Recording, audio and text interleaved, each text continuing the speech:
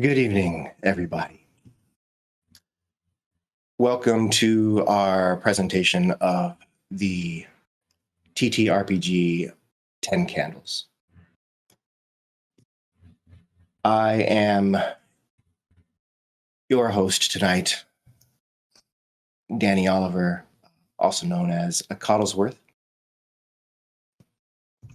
Tonight we are playing 10 Candles, which is a role-playing game of tragic horror. This is not an adventurous tale where our protagonists will save the day.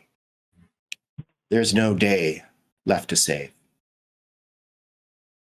This is a story about how we live our lives in those last desperate moments that we have left. As we get started, I would like to first go around and introduce each of our players tonight and briefly the character that they will be playing. And we're going to start all the way on the left side of the screen with Chris. Hello, everybody. My name is Chris, and I'll be playing Thurston today.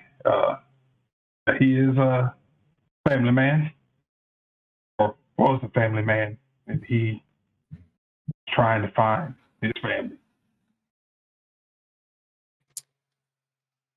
Very good. And next to Chris is Elizabeth. Hello, I am Elizabeth. I will be playing Marigold James. She is an artist that is working at was working at a booth at Gen Con. Of course, we have Rem Alternis. I am Kelly, and I'm a 22-year-old professional cosplayer and designer. And I was cosplaying as Nebula from Guardians of the Galaxy when our story takes place. And then to the other side of me is Jacqueline. Hi, I'm Jacqueline, or Janity. I use she, her pronouns, and I will be playing Harry Connolly using he, him pronouns. He is a physics teacher and facilitator of the D&D club at the local high school. All right. And then last but certainly not least, John. Hello, I'm John. I also play Panabon in the Rem Alternis family network, as well as being on the Alternate Archives. In 10 Candles, I am playing Whirly Joe, who is the podcast host of The Best Shot You've Got, who eviscerates all of your favorite podcast movies, which tells you a lot more about the character than he actually probably wants you to know.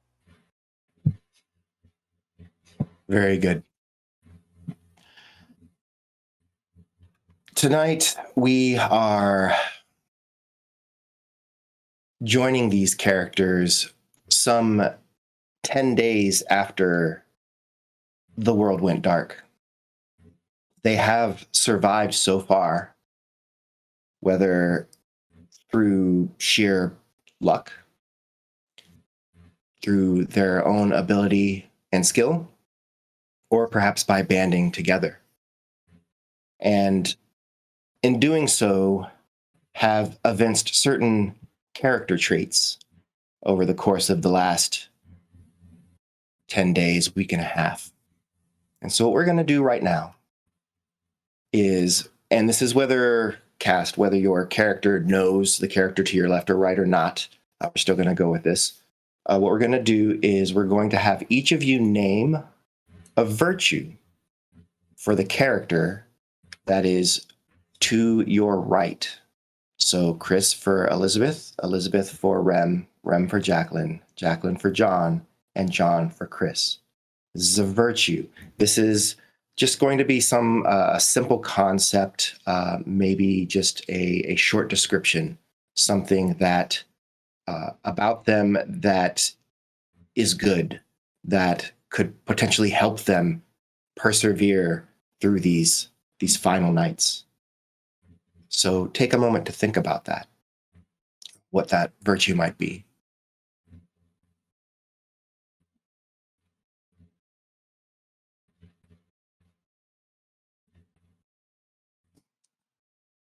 in 10 Candles, we don't worry too much about all of the abilities and skills of the characters. We will be rolling a communal dice pool for any event that requires a conflict resolution. And it is up to the players, if they're fortunate, or myself, if they're not, to narrate the results.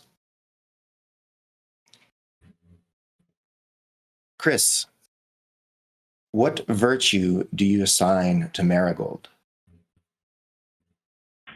Marigold seems like she's a very resourceful sort.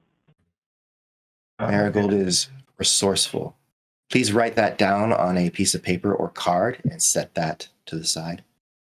And then, Elizabeth, tell us a virtue that Kelly possesses.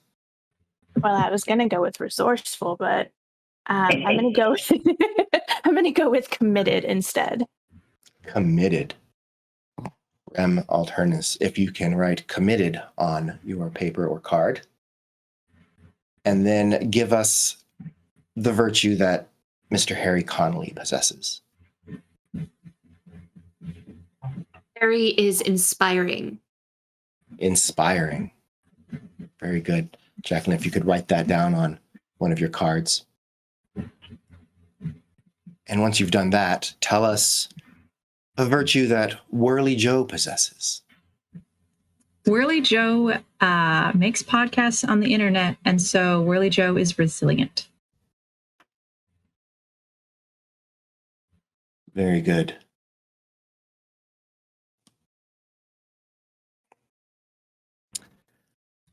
I would do a lot better if I had sound that worked properly. So give me a moment while I change to a greater set of headphones. And in the meantime, John, if you could share with us the virtue that Thurston possesses. Thurston, I've heard you're a family man. That means you have the capacity to love. I think that capacity to love is a great thing. Very good. Now, that is the virtue. Each of these characters also possess a vice, something about their personality or their mannerisms or perhaps their physique that is deleterious in some way, that could potentially cause them trouble, or could be something that they must overcome, or through it overcome something. And so we're going to go the opposite direction for this. So if everyone could take a moment to think about a vice that the character possesses that is to their left. And we'll go over that in a moment.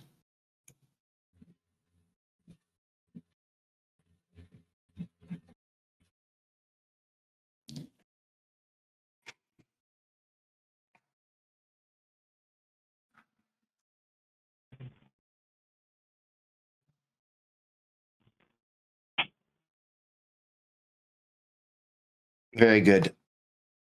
We'll start with John. Please tell us the vice that Jacqueline possesses. Or, I'm sorry, that Mr. Connolly possesses. I'm not sure about this vice. You can tell me if I ever do this. But you look kind of scrawny and weak. You just look like a beanpole. Like Ichabod Crane over there. Scrawny, small, thin, skinny. That works. And now, Jacqueline, if you can get one for Kelly, played by Rem Alternis. Tell me if I need to rephrase this, but I think with all the prosthetics hanging off of Kelly, perhaps impeded. Impeded, that could be, that there is,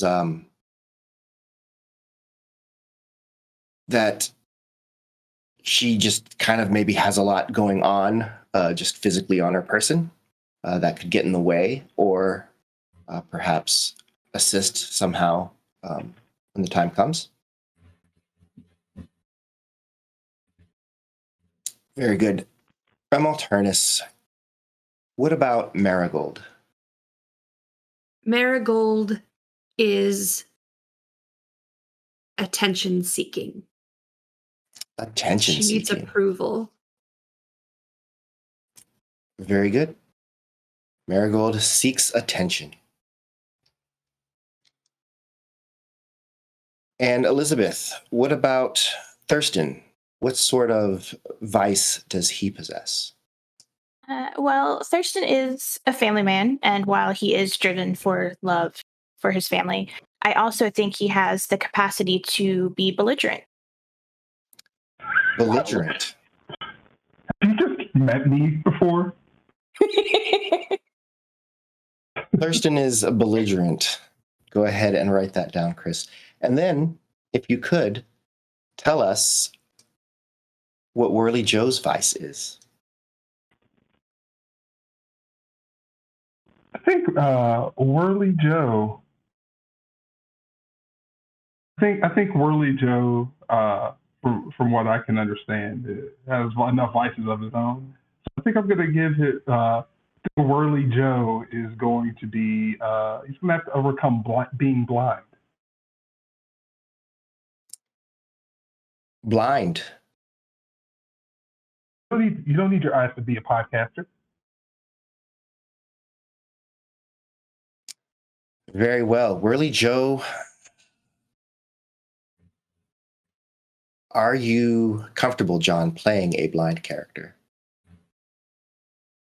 Yeah, you're fine. Oh wait, did I have my phone on? You don't have to be completely in the dark. Legally blind, I think, should suit our purposes here. I could also play Legally Blonde if you wanted me to. That's a great movie. That is a different vibe entirely. Very good. So now we have everyone's virtue and vice written down. What I would like everyone to consider right now is that sometime over the course of the events that we will play through tonight, perhaps there is a moment that you are thinking of, something that you would like for your character to do that will enable them to overcome an obstacle, to overcome a part of themselves, something that, if they were to do it successfully, would give them hope. I want you to think about that for a moment, and I will offer a few examples of what this could be. But as you think about this,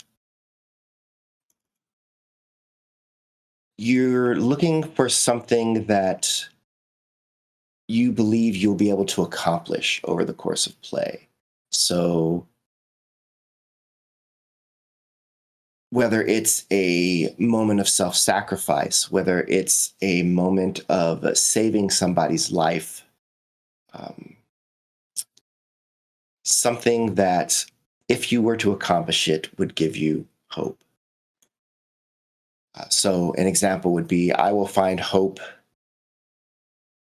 if I find a member of my family. I will find hope in a moment of quiet reflection. I will find hope if I can save those around me. Those would be examples of moments.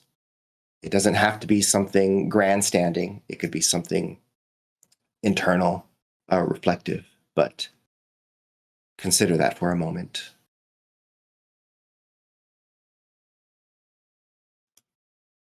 Write it down on one of your cards.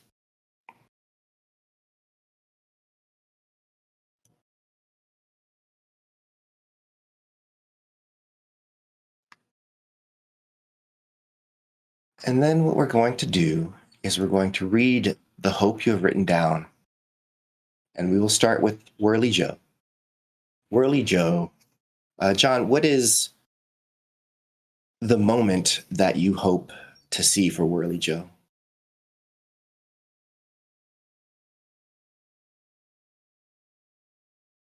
Whirly Joe wants to save someone in a way that would make their dad proud.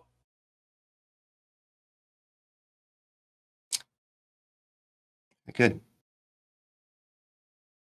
Janity, what about for Mr. Connolly? Mr. Connolly will find hope if he can save a student or a young person from harm. Okay. Rem, what is the moment you hope to see for Kelly? I will find hope if I can feel close to somebody.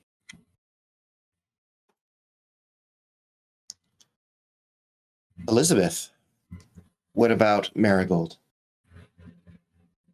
Marigold will find hope if she can find food and water or some sort of supplies to help everyone. Does that work? It does. Okay. You hope to find something that you think you're out of. That is a necessity, sure. And finally, for Thurston, Chris, what is your moment? Thurston will find hope when he reaches the top of the tower. Top of the tower. Very good. And the final piece is the Brink.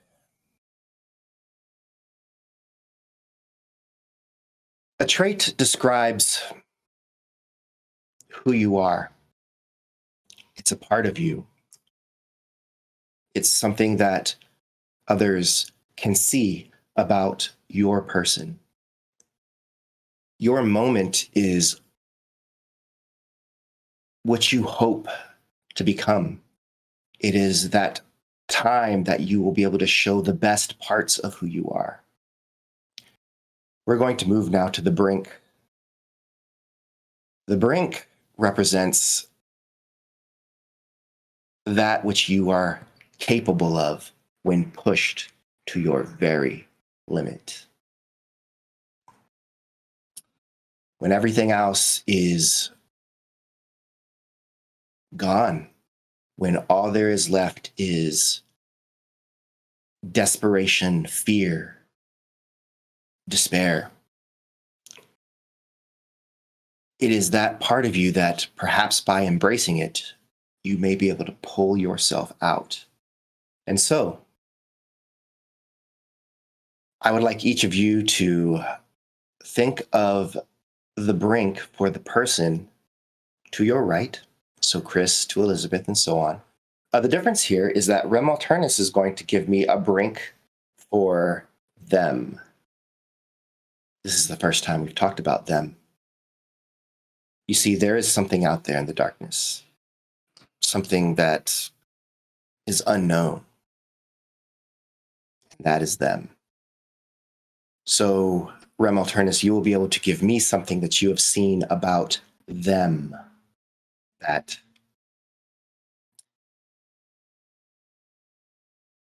likely strikes fear within you. And then I will come up with a Brink for Mr. Connolly.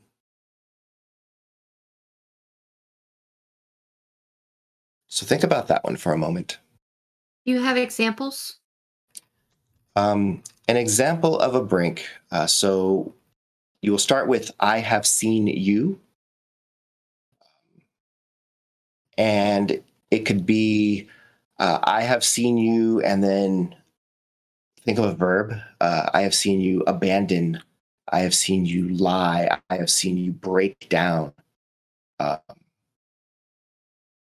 And then what led to that? So I have seen you destroy what you care for the most.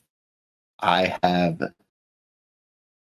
seen you break down and cry inconsolably that we almost were forced to leave you behind. I have seen you call out to them for salvation.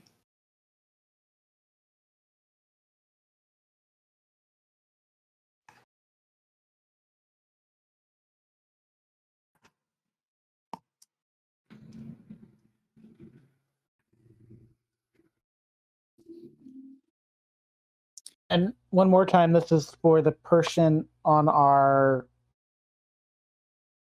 On the right on our screen, so you will be doing it for Thurston.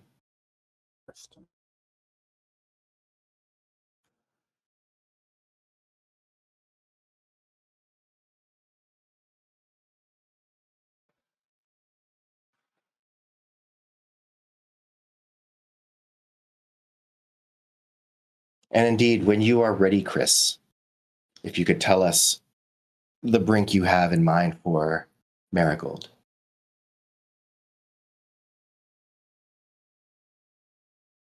I have seen Marigold. I've seen Marigold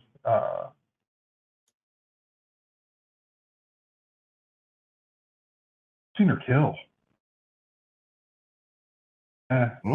She has a savage streak to her. Push far enough. Wow. You met me? And what was the impetus for that? The impetus? She killed a man over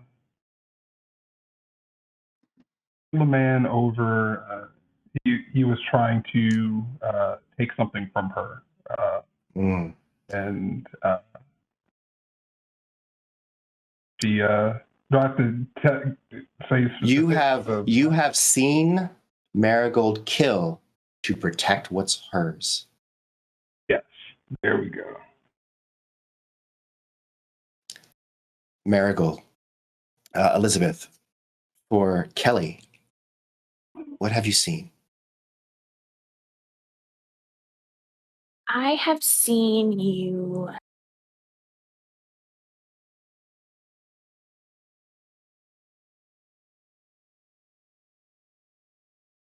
I have seen you break down over the darkness and the silence.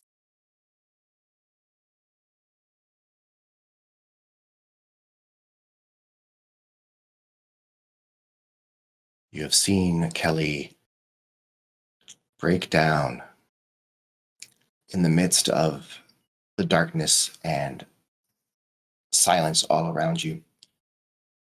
Rem, what have you seen them do? I have seen them dissolve from pure laughter.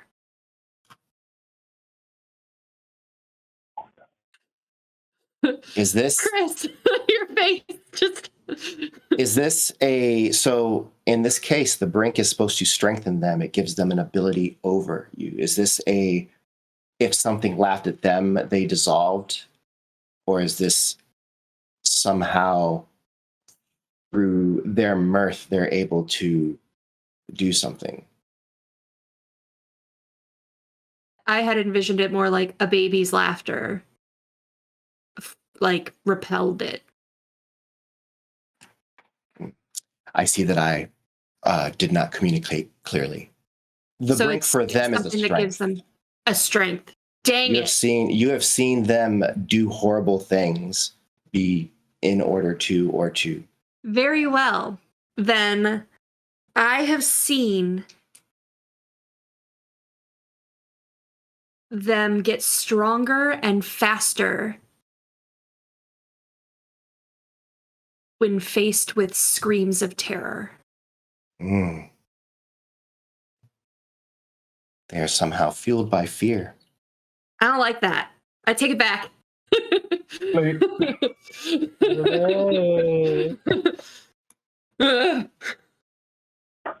Mr. Connolly, they have seen you abandon those who needed you.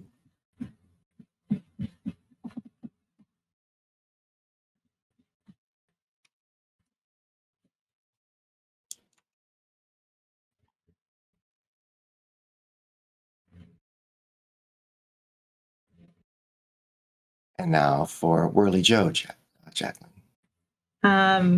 Whirly Joe, I have seen you hoard for yourself when you think it will save you.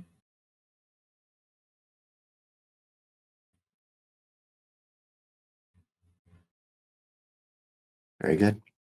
And finally, John, what have you seen Thurston do?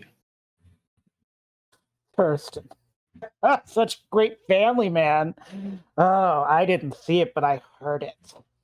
I heard that time you used less fortunate as bait in the dead of night when you thought everybody was asleep. Ooh. All right, I didn't hear that. And it sounded epic. Can you repeat that, please? Yes, I'll do that in a less gravelly Harvey Virus game voice. I heard you use the less fortunate for bait in the dead of night. Okay, all righty. So when Thurston believes no one is looking, he is willing to sacrifice others. I see.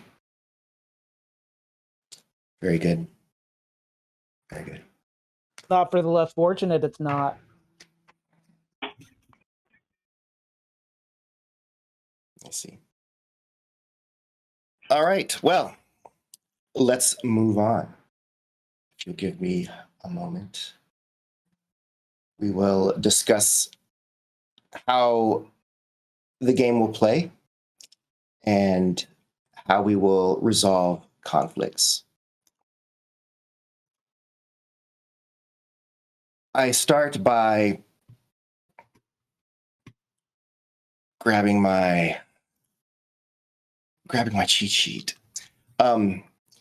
So when we start the game is called 10 Candles. And as you can see on our screen, there are 10 candles.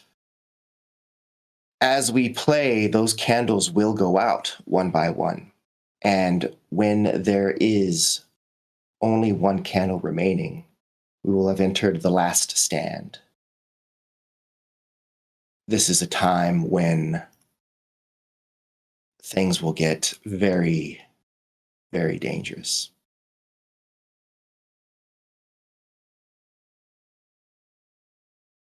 As we play, I will introduce situations, and you will respond to that situation, and then from there, you'll take the lead, and I will interject to call for a conflict or to answer a question or to bring in a new element. If there is a conflict, there will be a dice roll, and the person who is taking the lead in that moment will roll the dice. We start with 10 dice in the communal pool. As long as you get a 6, just one, you have succeeded on that conflict. However, any of those dice that come up ones are removed from the communal dice pool and given to me. And now I have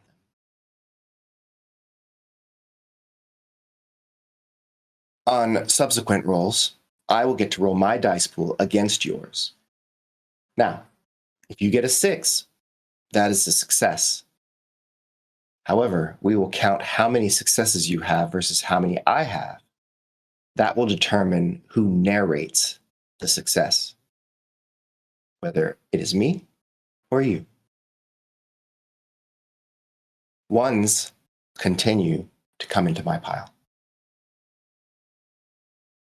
If you fail by not rolling any 6s, I will take narration rights and the candle will go out. And from there, we will deliver a set of truths about the world. You may use your virtue or your vice to re-roll any ones in that pool.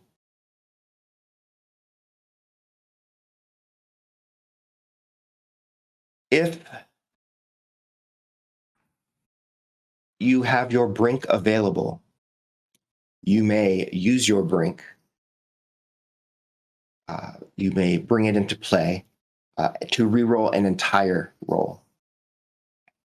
If an opportunity for your moment comes into play and you would like to experience your moment, if you succeed on that roll, you will earn a hope die, which is an extra die above the community pool that is yours and yours alone that succeeds on a 5 or a 6.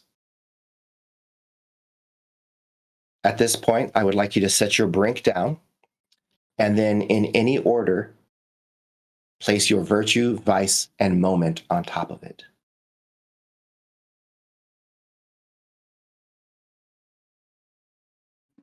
You will not be able to experience your Brink until you have gone through all of the others. And you cannot get to one below until you have done the one on top. So consider carefully the order you want to place them in.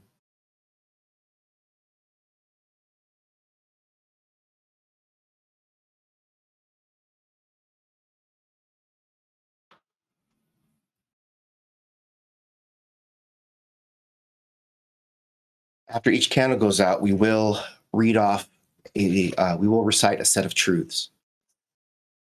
This is a means for you to propel the narrative, to change aspects of the situation, to tell the story. There are as many truths that we will tell as there are candles, and whoever is the person who resulted in losing the last candle, that is the person who will start, and then we go around in a circle. I get truths as well, until we have named as many truths as there are candles.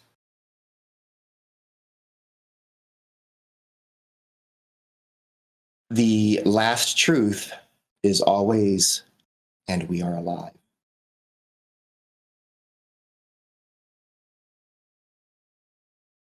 And with that, I will read the scenario.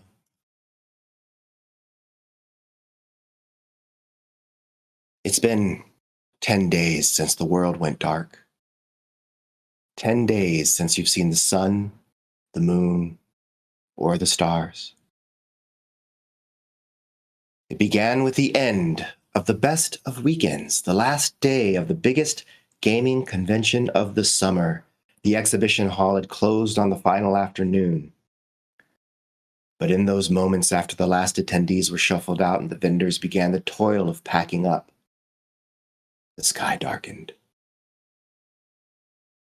It wasn't clouds or an eclipse, just a dimming of the heavens, progressively darker. It took all of 10 minutes for the sun to disappear, leaving nothing but inky darkness above. The news verified that this was the same worldwide, that from 9:17 to 9:28 Greenwich Mean Time, just after 4 p.m. locally, everything went dark. The panic did not take long to settle in, along with something else. 9 days ago, travel to and from the city ceased. Endless lines of vehicles stretched out on the highways, clogging the arteries of the city. Flights were canceled and the airports went dark. 8 days ago, the media pronounced that all was well, as their expressionless anchors instructed the people to remain in their homes. 7 days ago, the violence began as people started to riot in the streets. 6 days ago, the authority took to restoring order with deadly force. 5 days ago, the media machine went dark as disturbing images appeared on social media platforms. 4 days ago, the power went out, leaving the world in total darkness. 3 days ago, the screams. Oh, the horrible, horrible screams. Came from everywhere, all around, and you hid. You found a place where you could not be found, and you listened to the screams down the street, across the hall, all around you, until 2 days ago it all stopped. The silence lay thick and heavy in the air, your breathing forced, your voices meek. 1 day ago, the light, that silvery light, how you longed for light these past 10 days, but not this wretched, pallorous diffusion, this sickly ambiance that shows you nothing but leaves you feeling exposed. These things are true. The world is dark, and we are alive.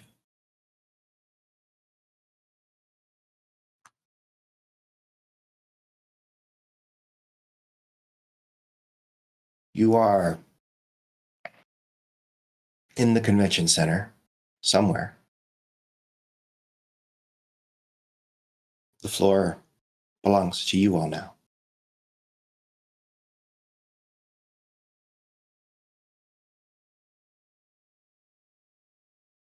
All right. So what level in class is everybody?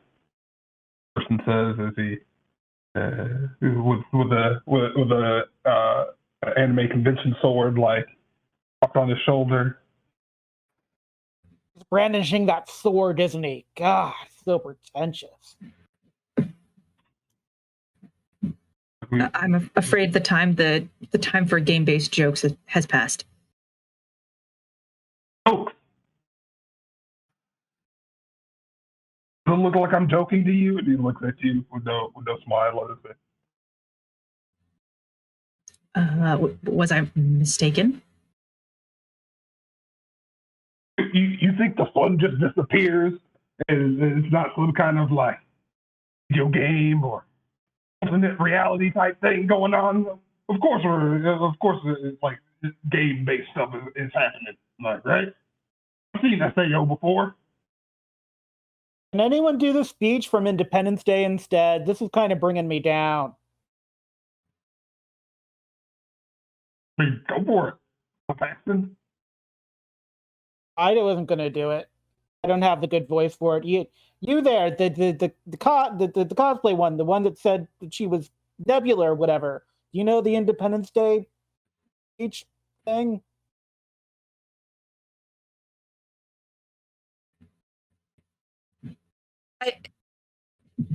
Thurston, you think if this was a game, we would have, or a dream, we would have woken up by now? It would have broken out of this by now? It's been 10 days. Amount of days doesn't matter. We have to get to the top of the end level. There's got to be a tower or something around here, right? We've been over this. It's not a game. I mean, with that, you kind of get like a glimmer of recognition, but then he like digs his heels in, and he's like, "Nah, this can't be actually happening." Then Marigold, he turns and leaves. It walks out of frame. Marigold, how are we doing on supplies and food? We should probably think about scouting out more of the building to find more. We're okay for maybe another day, but we need to find more. We've hit all the closest pop-up restaurants in the center. Does anybody know of any more within the convention center, maybe on the other end? Nope, aren't any on the other end.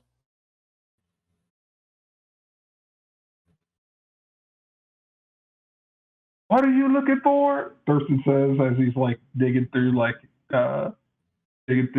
some other booth across the aisle. Food, water. Maybe medical supplies, just in case. I want to get my Daredevil stick back. I confiscated it because they said it was a weapon. There's some irony in there, but I'm too downtrodden to figure it out right now. Sounds right, you said. finding more weapons amongst what was left behind by the vendors might be helpful. Anything that could be used as one. Maybe batteries, flashlights, candles, anything like that. Like a good idea. Ooh, power banks that are charged that someone might have left behind. We can keep checking our phones then and see if internet is back Anybody up. know how to test? What was that? Go, Nebulous. What'd you say your name was? Kelly. Kelly. Okay.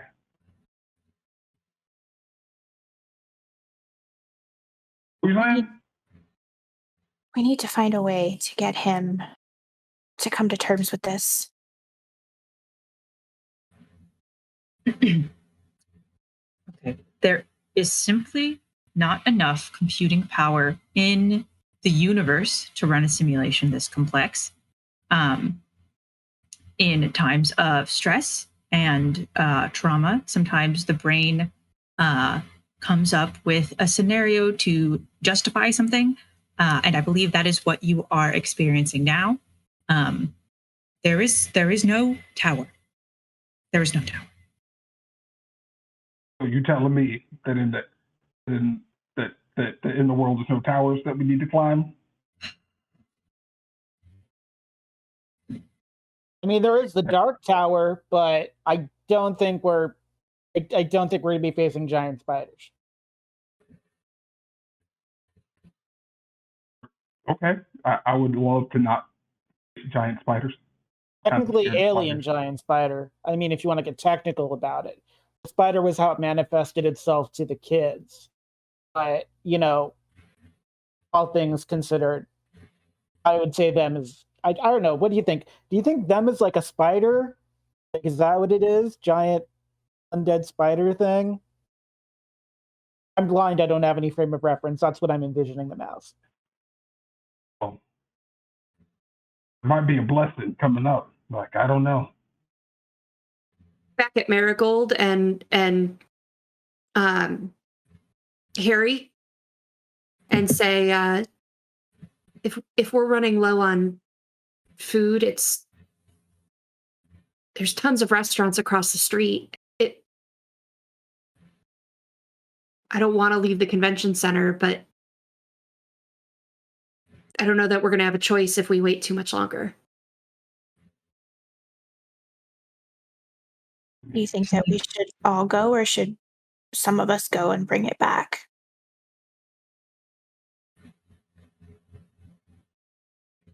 My eyes just moved to Thurston and back, like. Oh, of course I'll go. Nope. That wasn't Maybe what was you meant should by that look. stay here. Maybe you should stay here and protect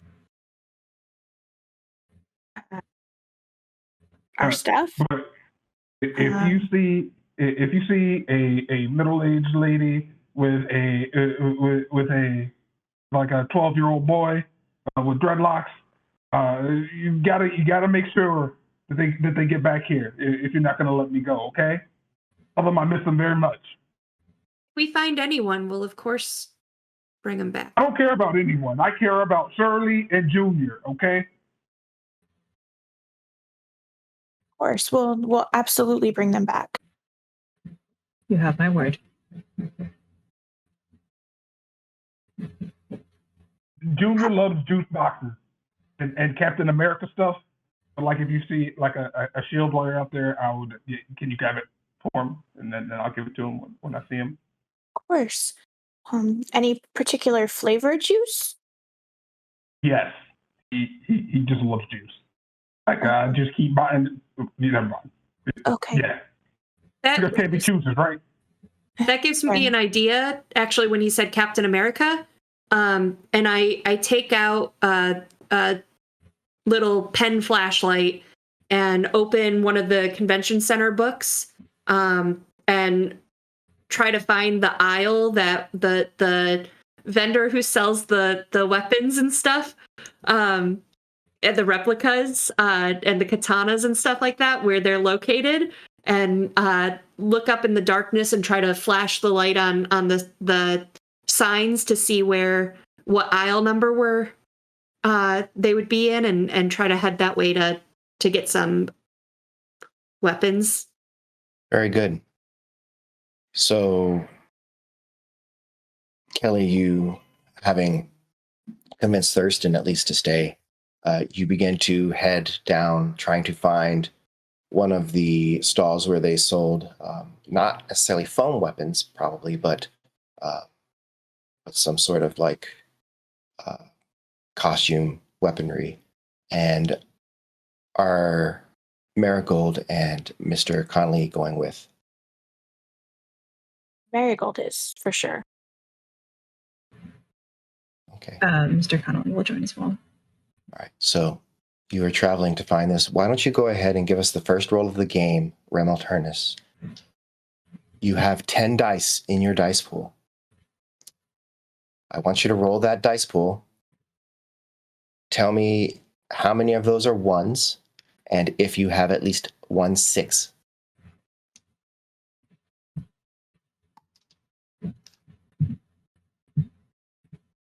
Right. I rolled no ones, and I rolled 4 6s. Nice. Very good. So what do you find as you're looking for this weapons stall? So as we pass through with the little pen light, find another couple promising booths along the way that have bins that might have food or supplies of some sort that might be useful, first aid kits maybe. And as we get to the aisle, we see some grid paneling that's still built up and hasn't been taken down. And the top is all stripped of materials, but as it gets lower, there's some like replica. There's a Captain America shield. There's a Thor's hammer. There's some blades and from various fandoms and shows and games. And the thing I reach for is ice from A Song of Ice and Fire, and pull that off. It's heavier than I expect, but it's definitely a two-handed big weapon, where even if it's not as sharp as I would like it to be, it's heavy and could do some damage with a good baseball swing. So you don't see anything that jumps out at you on the way to the booth for the other things you were looking for. We would want to have you look for those specifically, but you do find the weapon booth with all of these things that you said you found there. So these things are there. Is anyone else grabbing anything? I'm going to grab a small blade and put it in my boot in the sheath. And I'm also going to grab a sword. Mr. Connolly is going to reach for Mjolnir, Thor's hammer, and pick it up and then awkwardly be like, well, I suppose I'm worthy. And like look back at the other two there, like hoping for a joke in this very tense moment. Like a laugh at this dumb thing that he just said. Yeah. Marigold will look up kind of surprised that you said it. And then as just kind of a tension release, just kind of like doubled over in laughter. I'll smile and I'll grab the Captain America's shield for Thurston. The laughter is an almost alien sound in this space now. There hasn't been much cause for laughter in the recent days. And now that you have these replica weapons, Elizabeth, what is the next move for the group? The three of you. after we have all of our weapons, we will make our way down to leave the convention center to try to get to some of the restaurants across the street, maybe like a convenience store if there is one, something like that. As you are moving down the halls towards the exits, the large glass double doors that are that are four sets kind of showing you what's outside. It is dark except this pale light that is just diffused throughout, no discernible source that you can think of. You arrive at the door and slowly push them open, and you can feel the breeze outside just kind of brush past you lazily. And there are no sounds. It's so quiet. Normally in a city, you would hear traffic in the distance. You would hear people rushing by. Just the utter pollution of sound that pervades every part of a city, and none of it is there right now. And it weighs down so heavily upon you. And you step out into the street and you look, and there is, you know from the days of the convention that there are restaurants if you travel down in either direction, but there's also a line of food trucks just extended before these doors down a road that leads right up. And thinking to yourself, perhaps there is some sort of anything that you can get. I would like you to roll the 10 dice that you have as the communal dice pool, and let me know how many ones you get and if you have a 6. Who's That rolling? is you, Elizabeth. Oh, okay. Yes.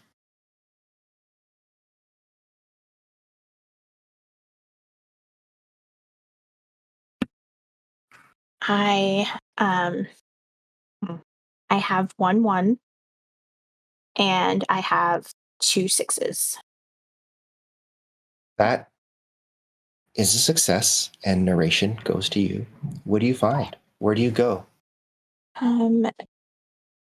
I go to the food trucks first because they are closer. And I don't really want to go too far away. There is a taco truck that I go to, but at this point, I mean, the meat is bad, but I do find some cans of beans. And then there is a sandwich truck that has some jars of like pickled vegetables that I find. And some of the bread is most, well, it's only been 10 days, so the bread is still mostly good. So I grab the bread, and some peanut butter. I'm just going to keep going until you tell me to stop. Wow. What do you find? I mean, that's for you. Yeah, so I find some cans of beans, some peanut butter, some bread, some bottles of water. I find some pickled vegetables, pepperoni, just some preserved meats in the sandwich truck. That's what I find. Certainly, yeah. Yeah, you absolutely do find all of that. It's quite a handful, actually. Hard to carry just trundled out in your arms, but as you're looking, what are Kelly and Mr. Connolly doing? Just engaged in the search as well?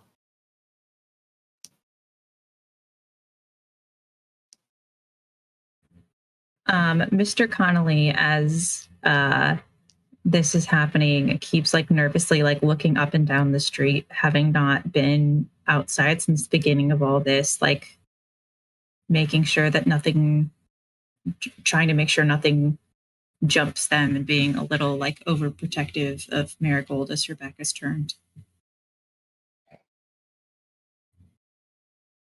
As you are standing outside the food truck, along with Marigold, who is within, rummaging about, and looking up and down the street, you catch movement right near the front of the truck, and your heart leaps into your throat before you realize that it's the rearview mirror of the food truck, and it caught your reflection, and you breathe a sigh of relief, and just on a lark, move closer to look to see your reflection, and as you're looking, suddenly the image of you within that mirror shifts, changes. Your face is haggard, your eyes are sunken, your teeth are elongated, they are sharp, and it's almost like you reach out towards yourself, and before you can even cry out, that image is gone. It is just you.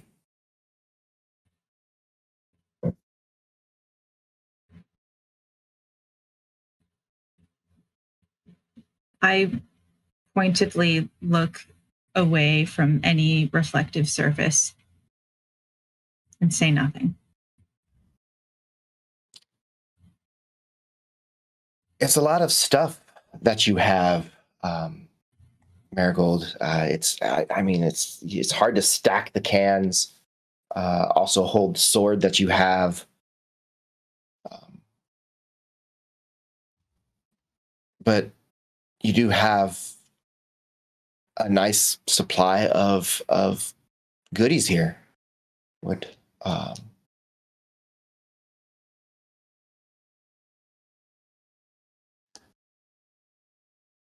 going to pass some of it to Kelly to hold and some of it to Mr. Connolly to hold. Not so much that anybody is overburdened, but enough so that we can each at least swing our weapon if we need to. Okay. I'll kind of mouth at her. Are there bags? Oh, I'll look. I'll go back in there and look for a bag. Sure. Are there bags? I believe you have 9 dice that you can roll to see how many bags there may be. Oh. Can I instead say that I have my messenger bag around my shoulder that I can put stuff in? I don't know. Did you remember that? That would be 9 dice. Okay. Dang. Just have to give in to the system. This is the system and how it works. No ones, 1-6. I don't know. Do you have your messenger bag? Yes, and I also find another bag inside one of the trucks to hand to Kelly. Okay. I'll put it on and stuff it with as much as I can, and make sure that both hands still have sword and baseball bat position. Okay. While those 3 are out, what's going on inside the convention hall there with Thurston and Whirly Joe? Are you paying any attention to me, Thurston? No. Thurston is currently trying to find D4s to set up a caltrop minefield to protect our base. Then you didn't notice the first thing that happened, which is I disappeared for like 5 minutes, but then you hear the sound of me stacking metal chairs.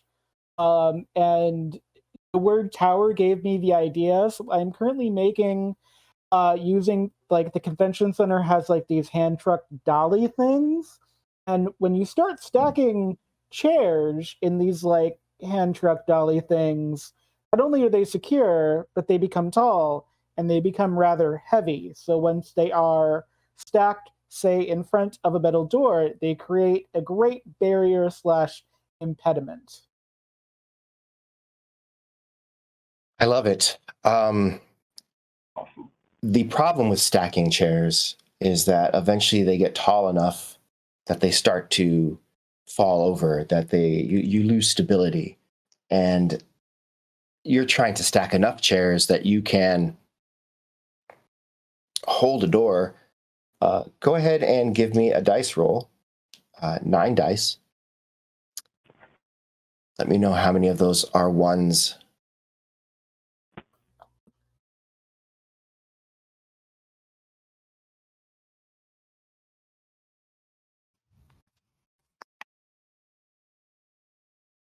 No ones, but no sixes.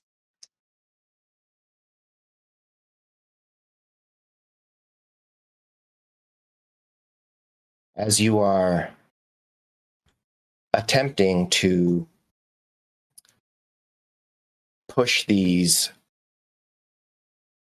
stack up these chairs and push them towards a door, you hear from down the hallway, far, far down, a loud wailing, as if a person is just absolutely mourning the loss of all hope, and it echoes and reverberates throughout the hallway and into the convention hall itself, causing you to stumble, and the chairs just cascade all along the floor in a loud crash as one of our candles goes out.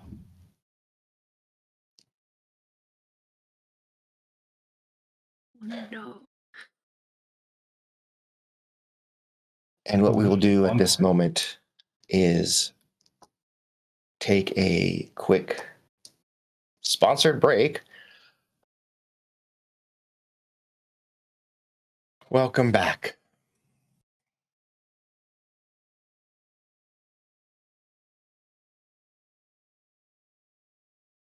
What happens now is we're going to go around the horn here. We're going to start with John, and then we're going to go to the right, so then it'll go to Chris. And what you will do is you'll have an opportunity to state a truth, something that is true. This could be something as simple as you find water. This could be something like with the 3 that are outside, a truth could be you all make it back in to the convention hall, the vendors hall safely. It could be a truth could be moving you to an entire different location. But it is a single truth for each person. And we will go around until we have stated 8 truths, because the final truth is always that we are alive. So, John,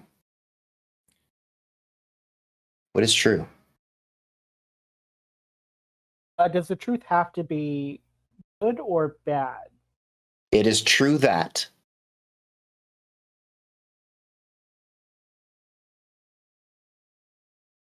It is true that when the chairs collapsed, I stepped way back to hide. Okay. Chris. It is true that reflections are indeed dangerous.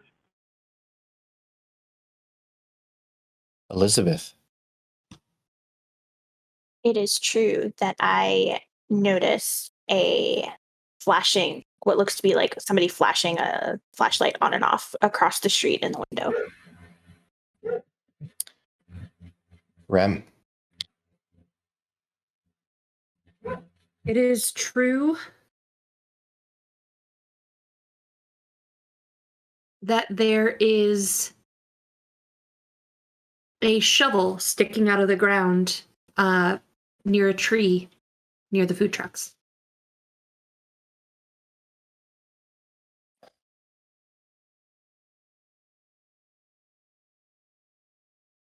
It is true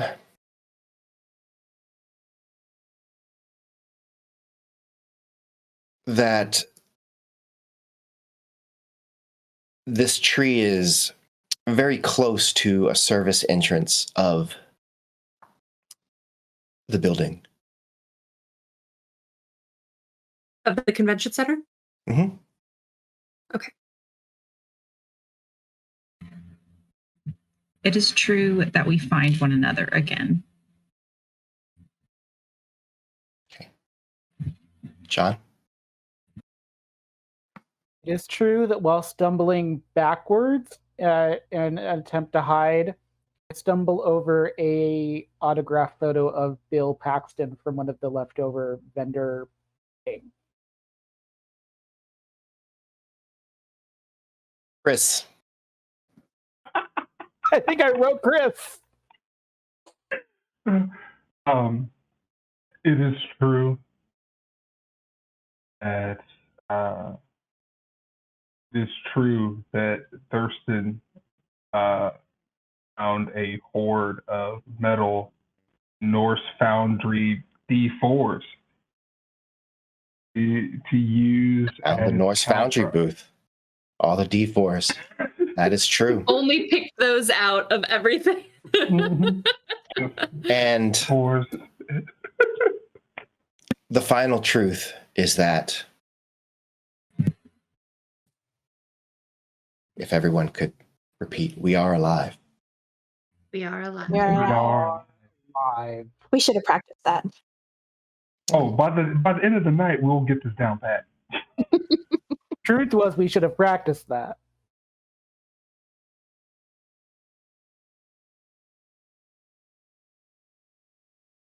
You've got all these D4s, and as you're starting to lay out your minefield, you hear this crashing sound, Thurston.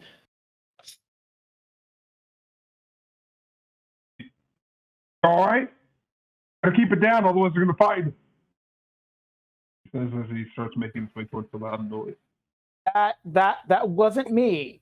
That was not me. That's even more terrifying than it being you. So if it's not you, then who is it? It could be you. You could have collapsed into insanity. I am obviously the most sane person here. You guys don't even think that you guys think that this is real? This can't be real. I mean, people have been telling me lights have been going off, but I've never seen light. So it doesn't make a difference to me. It's the lack of noise that's the problem.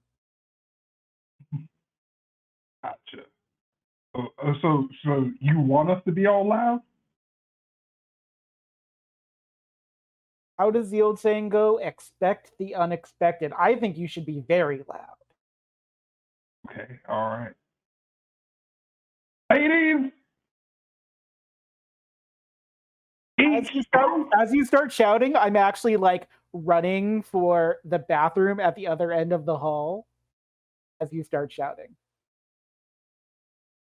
This is when we bump into each other? Uh, Or I this is just when you didn't- bump into the rest? I believe one of her one of Yes. this is when we found each other. As the three of you enter, you do walk in to see Whirly Joe running down between two of the aisles. Sounds like Thurston is yelling at him. You're spooked by the flashlight that you saw outside, but you did make it back in to make sure that you reconvene with the others. But this is the scene that you enter upon.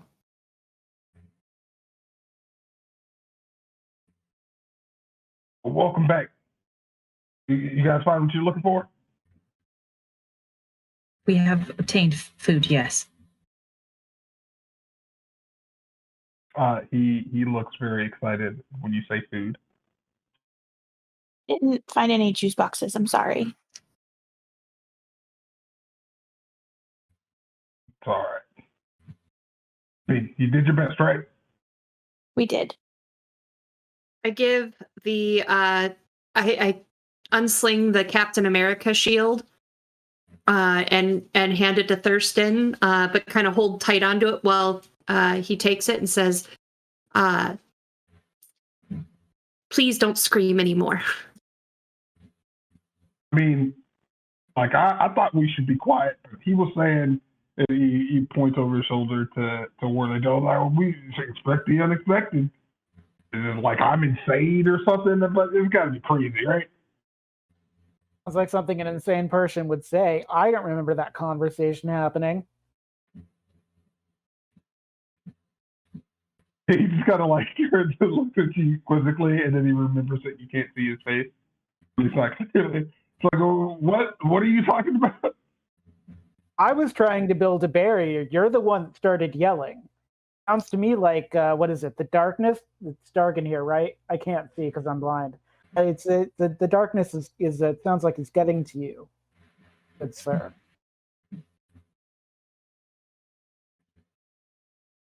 Oh, it was you. You just lied to me. I asked you who made this noise, and you were saying you thought it was me.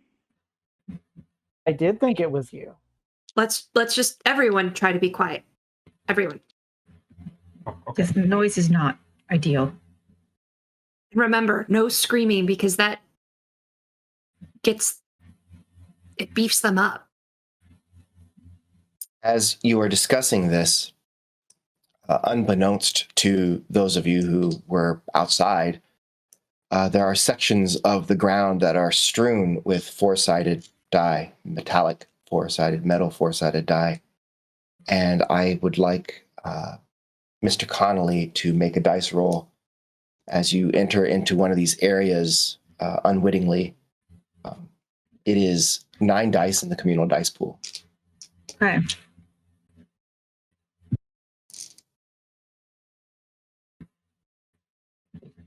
I have rolled 1 and 2 6s. Describe as you are walking and notice these dice all scattered about the floor. Describe what you see and your reaction. Would this be an appropriate time for me to use the top of my 4 cards to prevent you from getting the 1? You could re-roll that 1 if you wanted. Yes. I would like to do that. So what is the virtue or vice you are using? I'm using the vice scrawny/thin. Okay, and how does it relate to this? Well, when you narrate, please make it so that it relates. Yes. Go ahead and re-roll that die, though. I have re-rolled for an additional 6. Very good. So as I am sort of backing up a little nervous at all of the shouting and conflict, I am not looking behind me at the extremely sharp D4s. And I stumble back into a chair and step backwards. And one of the D4s spikes through one of my shoes. But they are slightly too big because I have scrawny little feet, and it just pokes through the rubbery part of the shoe. And he starts like walking backwards with the little like metal dice in the shoe, making this like obnoxious tapping noise and like trying to get it out. Yeah. There's Mr. Connolly trying to like simultaneously walk and pull dice out of his shoe. It's somewhat comical, and before You gotta watch your feet. Sorry. Put these here. Me. It worked. Slowed you right down, didn't it? did Argue with my logic. A little bit of warning would have been extremely helpful. And that was on me. My apologies. Over there's some caltrops. Thank you. as you're discussing this, you can you hear a loud crash or banging sound from outside of the convention hall that you're in. It echoes and reverberates throughout.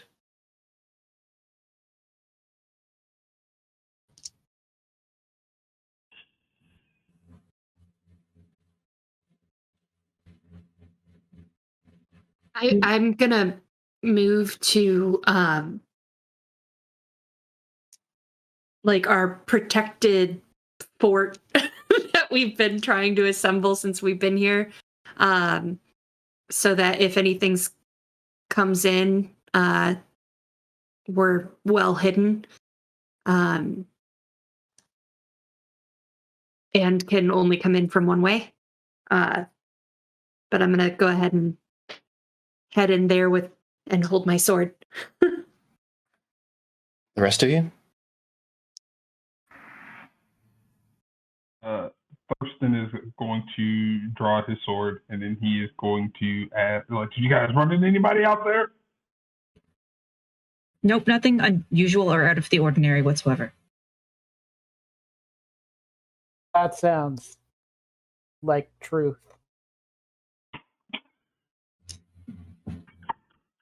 Marigold is going to try to get to a window to just kind of peek to see if she's. Okay. Like, so the doors that lead to the halls, those have like the little window slots kind of in the center of them. So you're attempting to look through. Anybody else doing anything? I'm still on the trajectory of heading back to that bathroom that I was moving toward. Okay. Because it's actually past the like weird fort thing. But I can lock myself in. Okay. As you are looking out the window, you do see, like you're looking out, and of course, directly ahead is just the other side of the hall. So you're kind of having to angle to kind of see as far down as you can. And you do feel like you can see far down on the right-hand side, there's some movement. It looks like someone perhaps is furtively moving through the hallway, quickly moving from like pillar to counter to chair to plant, and making their way in your direction. Inside the actual building? Inside the building, Okay. outside of the convention hall itself, in the hallway outside. Okay. I would like to quietly go back to our little safety net fort that we have, and Very good. there's somebody in here. I do wonder how quietly you make it back. Oh, If you could go ahead and No. roll for me 9 dice. no. Okay.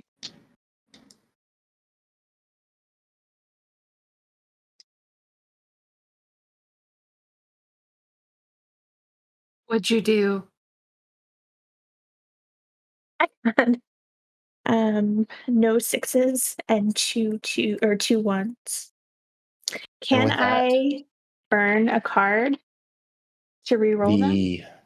You can re-roll ones. Are there ones? Yeah, I have 2 ones. You can burn. So what is the card you're going to burn? Resourceful? Resourceful. Very well. So re-roll those 2 ones.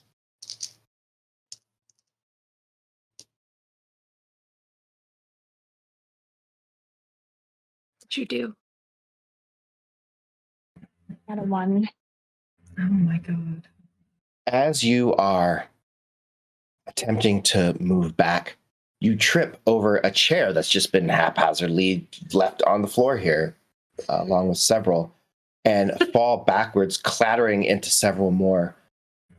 As you spin, your bag drops, and at least 1 or 2 of the cans of food that you had already collected start rolling down the hallway, and you think to yourself, I've got to grab those, and you crawl to grab, and you grab the first one, and as you're about to go to the next one, you hear a voice behind you.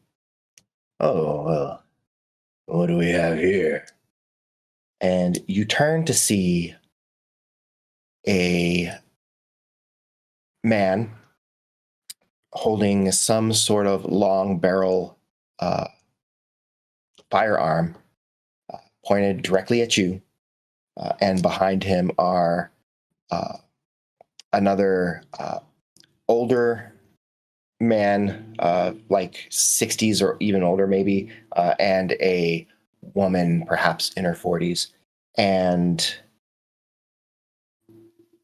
they have you at their mercy right at this moment. So we are down to 8 candles. Oh no.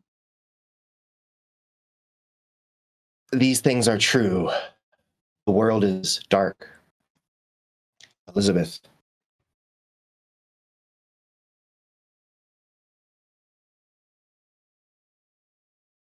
If I can say this, but I'm going to try really hard. It is true. They step on the D4s and get distracted so I can get away. Okay. So it is true that you escape from them in this moment. Rem.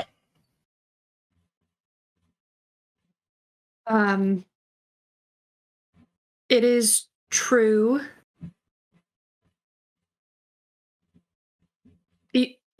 I'm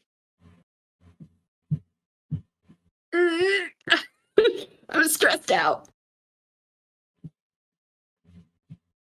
It is true that there is a large fixture hanging from the ceiling above the group of them. Very good. There's a fixture hanging above this group of people. It is true that there appears to be someone else moving in the hall as well, flanking around them.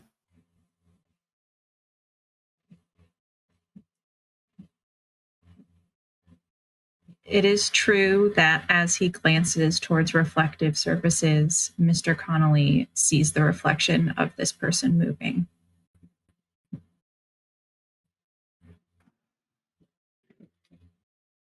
John?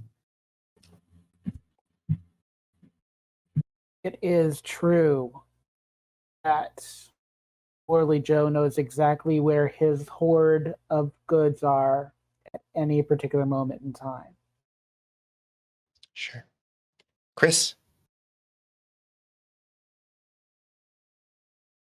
It is true that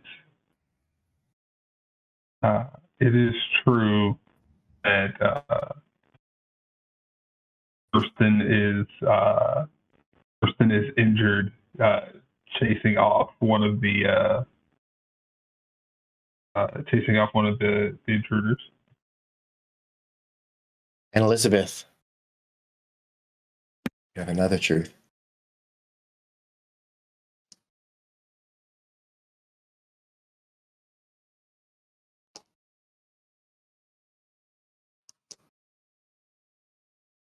It is true that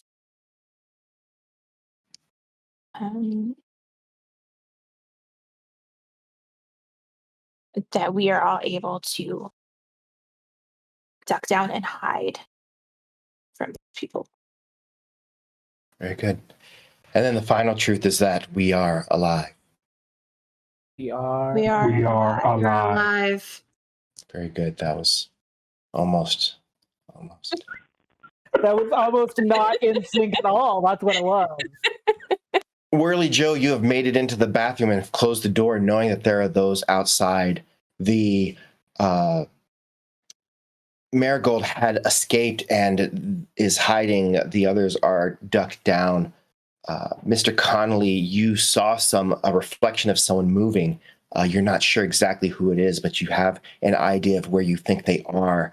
And Thurston manages to rush out as these intruders are stumbling over some of the dice that he had scattered out, and manages to to tackle one of them to the ground, and the other two run from the building, from the room back out the door that they had come in. And Thurston, you have this one man, the man that had the gun, as he pulls as you hear the click of the empty chamber. It wasn't loaded, and he tries to fight you off because you are on top of him trying to get control, and he is trying to shove you off. I need you right now to go ahead and roll 8 dice.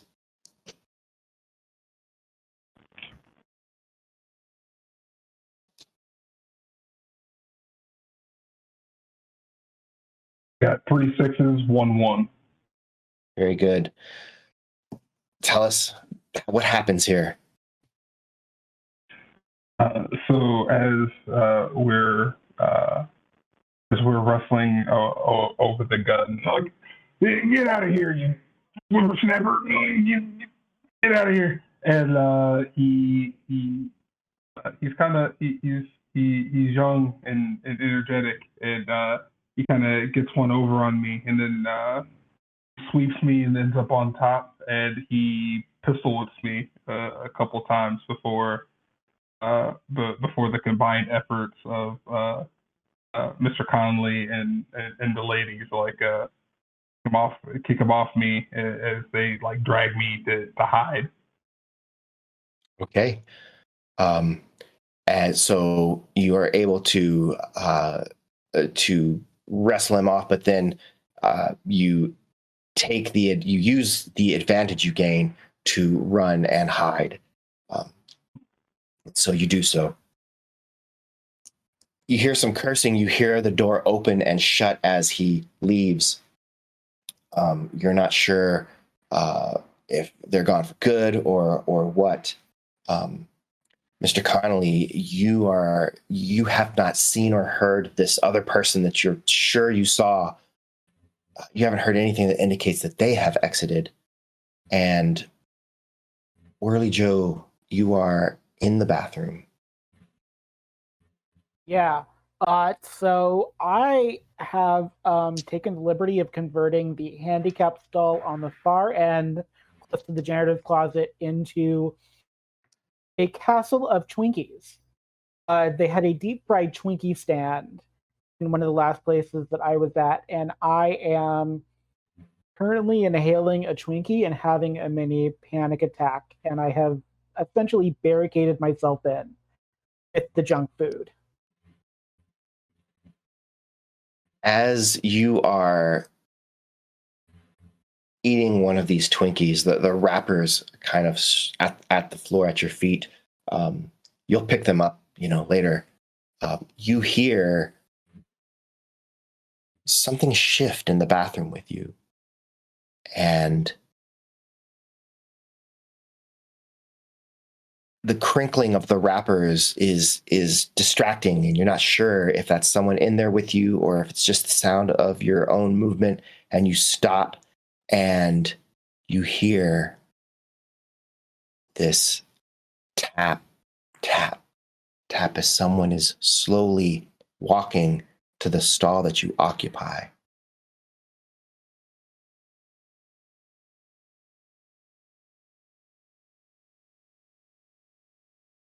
I leap out of the stall and go full zombie. I start growling and pretending I'm insane, and every single direction I turn, I just growl like I'm in a like Day of the Dead mixed with Romero zombies. Like I am this inhuman thing, and I just want them to go whatever they are. Certainly. Go ahead and roll the community dice pool, the 8 dice, but I believe I have one of those.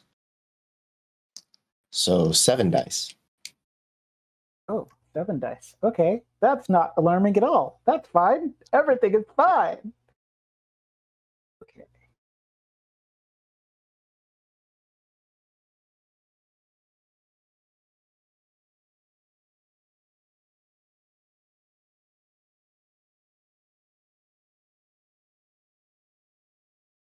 1-1 and 1-6. Very good. So what happens here? You spin around. You're trying to scare whatever. Do you feel successful? What? I always feel successful.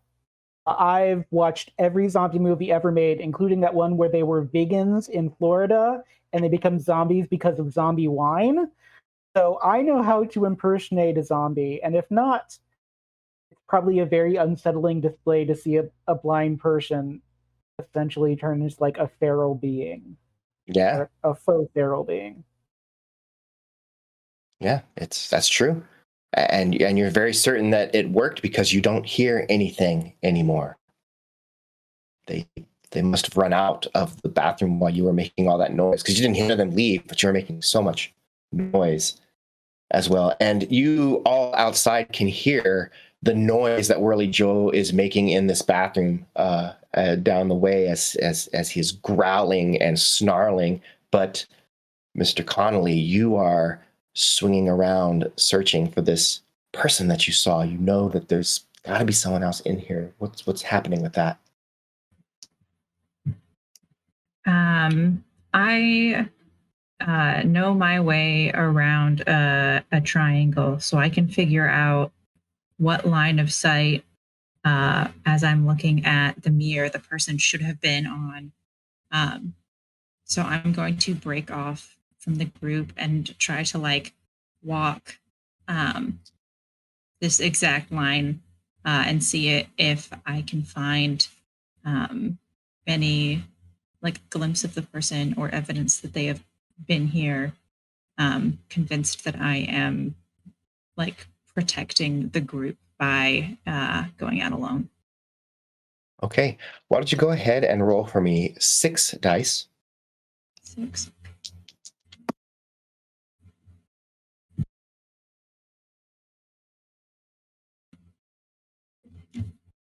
That is 3 6s and 1 1.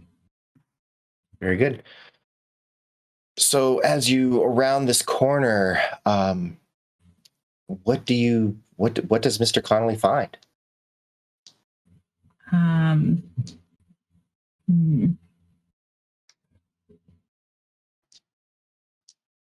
Around this corner, he sees a trail of leaking milk, because and concludes that the figure that he saw had taken one of the milk cartons from one of the cafes in the convention center, and is trying to run off with it. Probable. These other folks. The rest of you, what are you doing at this point? You're hiding. You hear Whirly Joe in the bathroom just making all sorts of noise. I'm going to go check on him. Okay. With my sword. You have your sword. And as you push the door open, Whirly Joe, you are at the end of this tirade. You've spent your energy. You're sure that they have left. And what does Kelly see when she opens this door? You see Whirly Joe flush to the handicap stall and doing that last growl, but it's like if Garfield was trying to be a zombie. And Joe asks, friend or foe, still trying to be snarly. It's Kelly.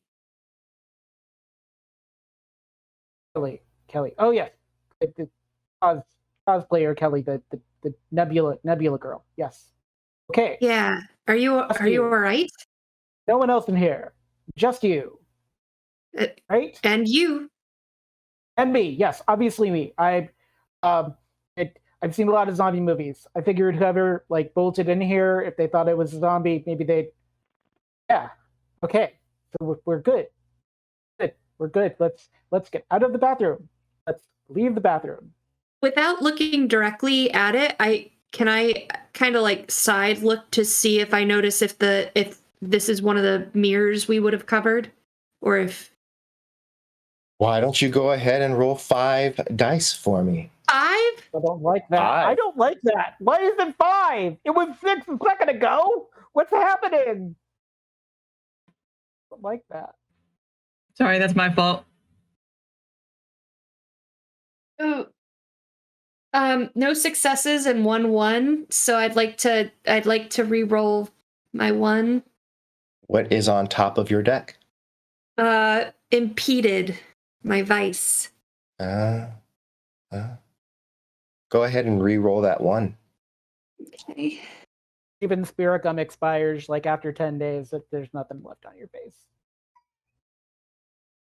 Rolled another 1. And with that, a candle goes out. We're down to 7 candles. You try to look, but there's just enough of the remnants of your cosplay that it's in your way, so you have to look fully. And the mirror has been covered, except one corner of where you've covered it, where you taped it up, has come loose, and the corner's folded down, revealing the mirror there. It's just a mirror, but for just a moment, as Whirly Joe approaches, the reflection in the mirror, oh my, you swear it's just a fraction of a moment lagging behind Whirly Joe's movement.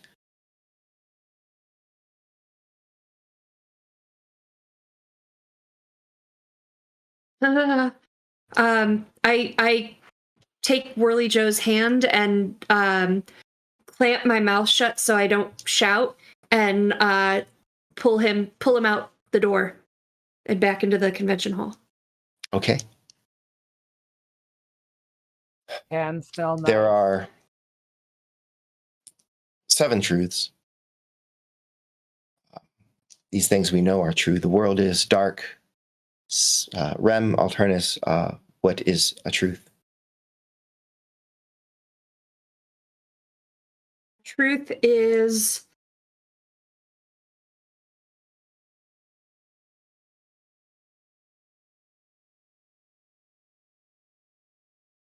that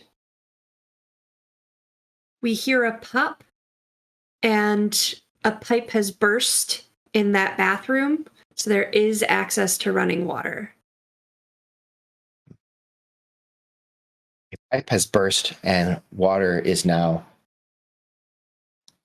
leaking out into that bathroom. Very good. Water from that pipe is running out from under the door. And very faintly, you can see your reflection in the pool of water as it moves out.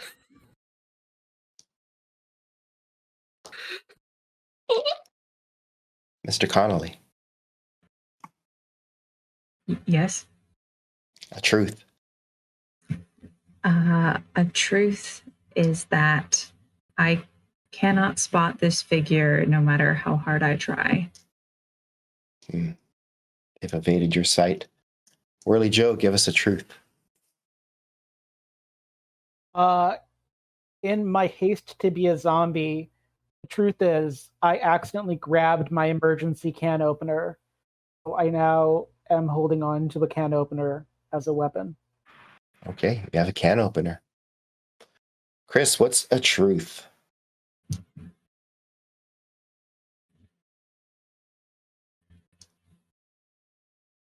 You're muted, bud.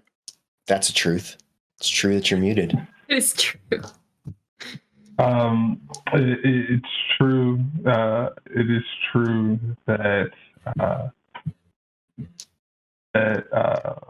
Thurston has a couple of concussions and is even less stable now than he was before. Okay. And Elizabeth, what is a truth? It is true that the people that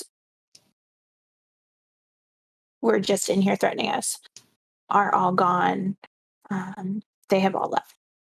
I've all left, leaving you alone. And the final truth is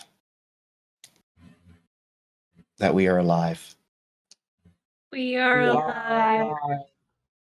And wet. And wet as the water is pouring under the floor here. How many candles are we at? Well, we have 7, plenty of candles. I make a joke and I go, hey, maybe we can build an ark. Because I don't know the extent of the water, but I'm feeling water on my feet. So, or I'm hearing water. I guess it's not that. The water, as you are stepping in it and it creates ripples, cause your reflections to move. But oh my God, Kelly, your reflection looks at you dead in the eyes and just this grin, this evil grin, like it wants to come out and take you. But then that's gone, and it's just the rippling of the water as you step in the puddle.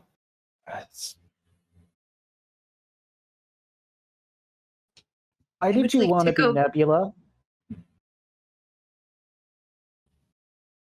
She was cool and a fighter, and her cosplay's complicated, and why does it matter? Just making conversation because you're hurting my hand with all the gripping. But yeah. Oh, sorry. I think I'd like to go back into the fort for a little bit and hide. Yeah, that's a good idea. Hiding is good. Hiding is safe. You turn to walk towards the fort, and as you do so, you leave the water, the spreading puddle of water, your wet footsteps trailing back to where it was. Elizabeth, you've been hiding in here. Those people, they were the first people you saw. You're only in here with Thurston, and Thurston is going back to this place of fantasy, of agency that he is just sorely lacking in the real world. What's happening there? I think I get it. Reflections are portal to the real world. We need to find the reflections and walk through the portal, and then we can get out of this hellhole. Unfortunately, I don't think it's going to be that easy, Thurston. I don't think there's going to be a magical portal that's going to take us anywhere. I think we're stuck here.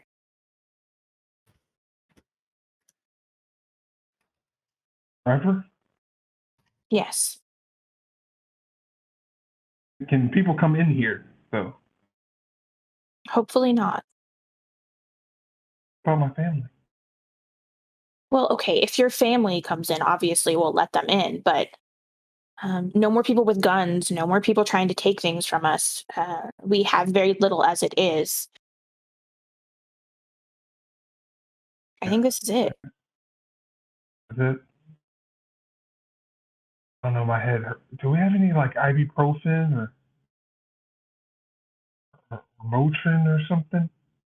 My head is killing me. I want to reach in my bag and pull out like a little travel size ibuprofen bottle. Absolutely, you're gonna reach in and pull out that travel size. But I mean, have you used it all up yet? It's just travel size, right? Let's get a 7 dice on that roll. 7? 7. Back up to 7. Really? Yeah. Okay. Don't question it. Okay. No 1s and 1 6. Okay. Yeah, there's some Motrin in there. How much Motrin's in there? It's about half full. I bought it Okay. right before I came to the convention. So I'm going to shake out a couple and hand it to Thurston. And I'm also going to grab one of the bottles of water that we found in the food truck and hand it to him.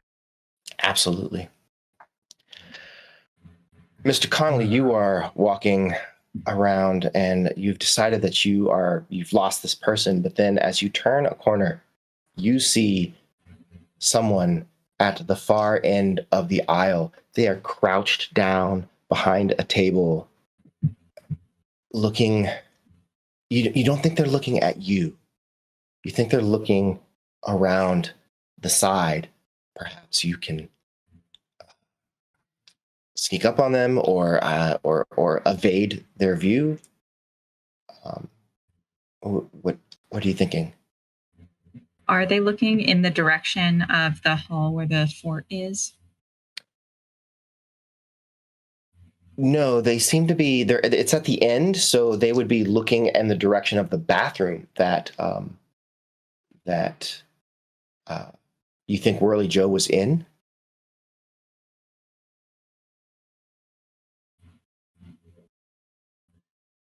Do they have any like weapons or anything useful on them? You don't notice.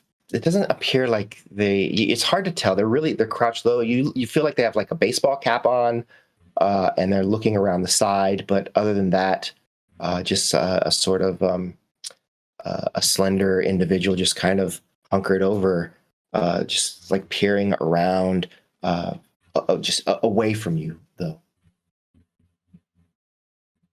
I am going to grip Mjolnir tightly and try to sneak around like a column or a post or something so I can see this person's face to see if I recognize them. Okay, so you're trying to sneak up on them. Go ahead and roll for me 7 dice.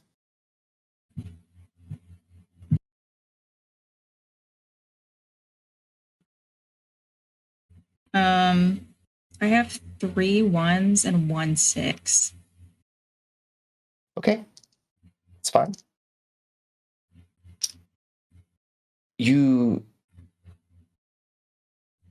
How good do you get the drop on them? You won narration rights. I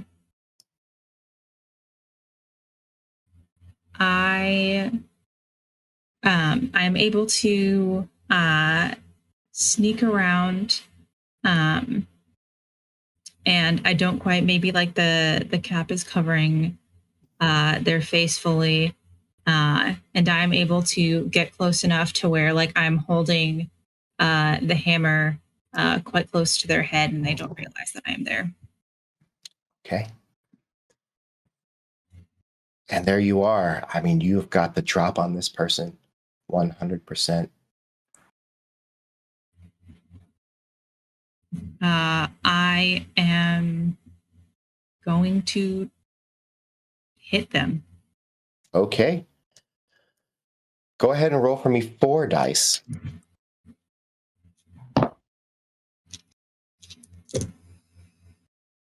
No 6s, no 1s.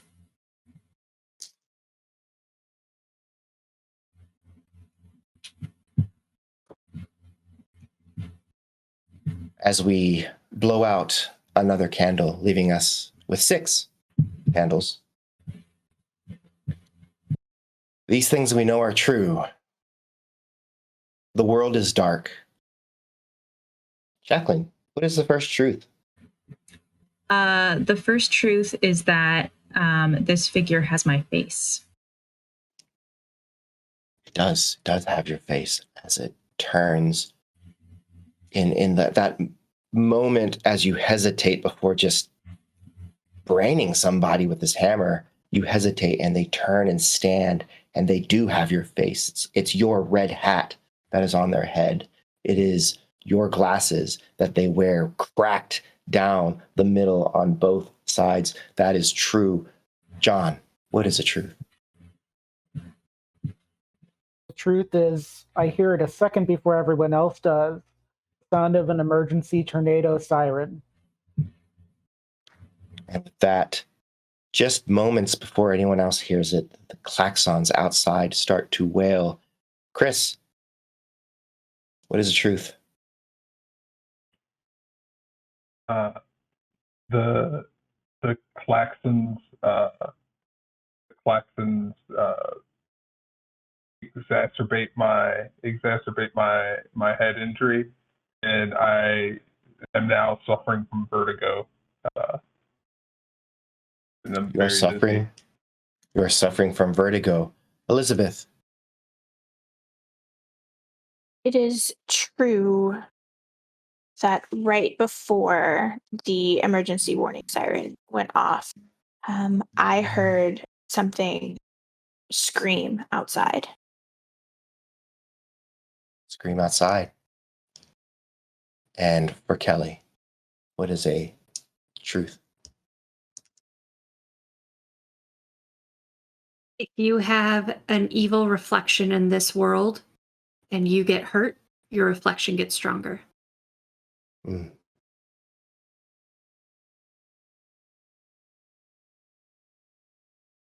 And with the final truth, it is true that as Mr. Connolly looks with horror at the figure in front of him, that figure, that thing that is him, but is at the same time not him, the eyes are just black all the way through. The teeth are sharpened into points. The nails on the fingers, as he grasps out, are cracked and yellowed. He does manage to take the hammer from your grip, and now he possesses it. And we are alive. We're alive. We We're are alive. alive. We're alive. This sound is ringing and reverberating in your head. Thurston, it's clawing at your brain. I need, like, he drops the open water bottle, and water spills all over the floor in front of his feet, and he kind of grabs his head as his ears are ringing, and he opens his eyes and sees his reflection in the water. He sees his reflection in the water. Thurston is freaking out, Marigold. What do you do? What do you do here? When he drops the water and kind of grabs his head, I run over. Thurston, are you okay? Here, lie down, and I try to kind of get him to lie down. As she's trying to get me to lie down, get Thurston to lie down, he obliges a little too much, and he just kind of like dead weights her as she tries to get him down to the floor. Okay.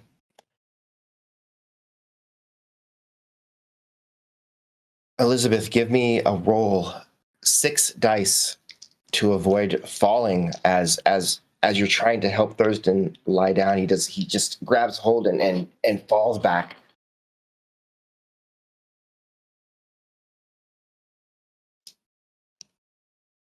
No failures and 1 success.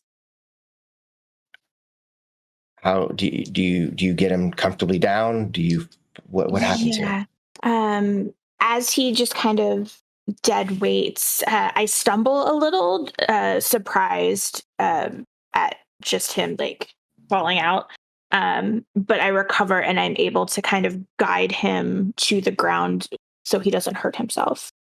And I find some t-shirts that were at one of the booths, and I kind of ball them up to put under his head as like a pillow.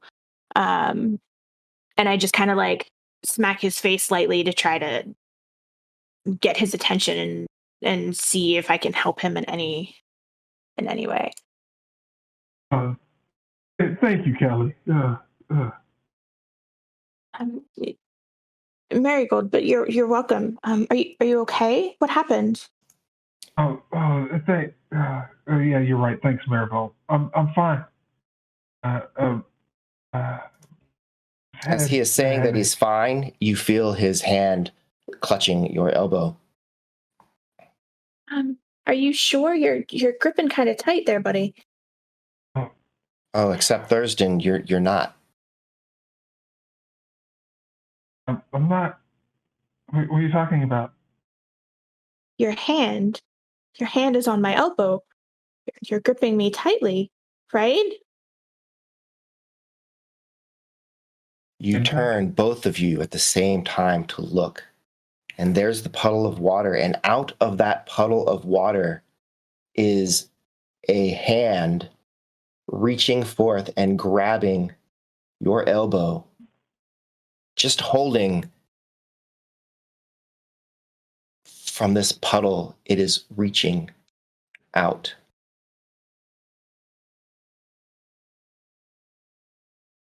Are you seeing that? Please tell me you're seeing that. He is going to start freaking out, and he is going to, while he's on his back, he's going to start kicking at the reflection, grabbing at Marigold. Let me get 6 dice from you. That foul demon! He says, okay, guys, I rolled 2 1s and then 2 6s. So success, but he has more dice.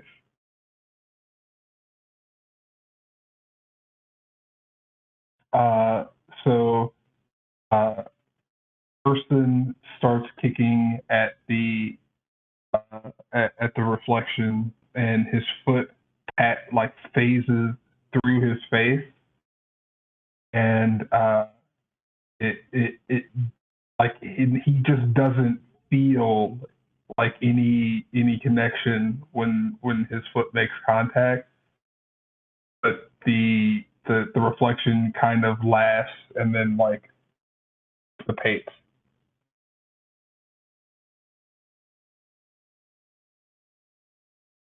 What was that? Looks like me, but it couldn't be me because I'm me, right? You see me, right? Right? Yes.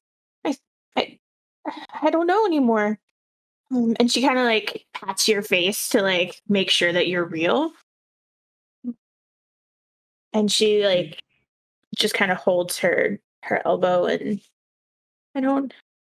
What happened? How did that happen? I'm telling you, the reflections are a portal to an alternate reality. You gotta believe me. You believe me now, right? I think so. Yeah, actually, I do. You hear this panicked sort of squabbling coming from inside of this little strange fort that you made out of tables and cloth and boxes as you arrive, pulling Whirly Joe towards it. Kelly, the two of you are just about back at the place that you have called shelter, the place that has been your refuge for these past several days, and you can hear them inside, panicked. Are you okay? No, we're not. We are not okay. And I'm taking some of the t-shirts that were under Thurston's head, and I'm putting them on top of the water on the ground. She does that, his head slams into the floor. She's kind of Sorry. I'm sorry, Thurston. I'm sorry. It's okay, you gotta do what you gotta do. And he's gonna start trying to roll up and make himself useful.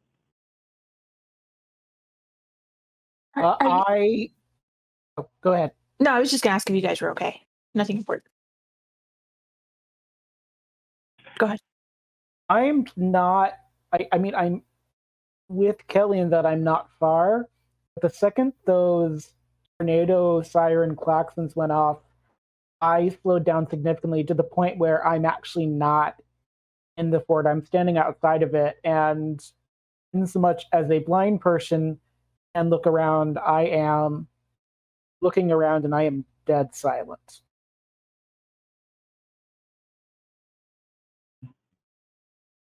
Is it Tuesday? Oh no. You realize Sirens. Sorry. that as the sirens are going, that Mr. Connolly is not back with you, and they're over down at the other end of the aisle, holding the hammer, not menacingly, not threateningly yet. What is self?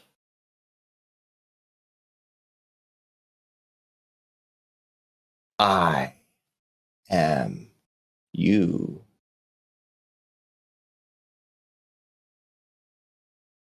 Aren't I? And with that, raises the hammer up as if to strike at you, Mr. Connolly. Go ahead and roll for me 4 dice.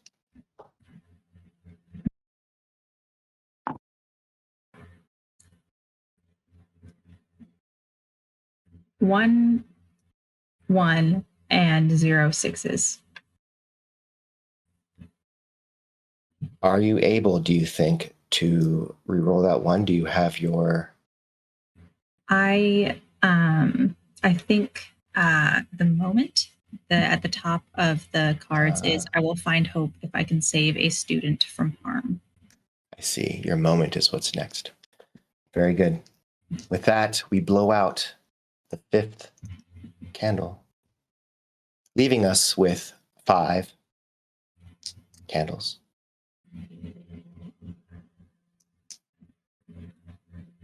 These things are true. It is dark. Jacqueline, what is the truth here? The doppelganger is stopped. Okay.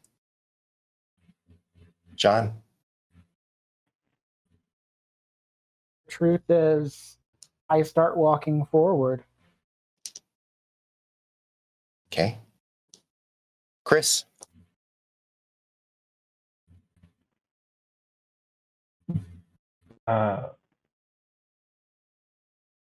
Nebula, it is true that Kelly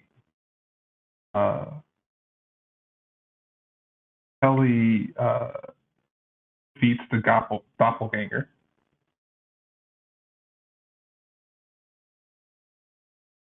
It is true that what? Kelly defeats this doppelganger. Okay. Elizabeth? It is true that I have a weird imprint on my elbow from where Not Thurston grabbed me. And Kelly? It is true that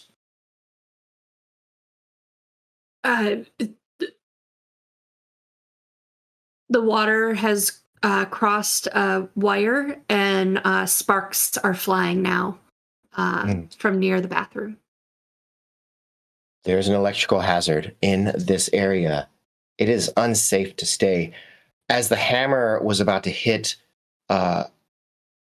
Whirly Joe was able to start just wandering and moving in this direction because Kelly had stopped paying attention to him, had stopped paying attention to what Marigold was saying because she saw at the far end 2 figures standing, both red caps, and went and saw that this figure that was almost Mr. Connolly but was not raised the hammer to strike and was able to push the doppelganger away, saving Mr. Connolly.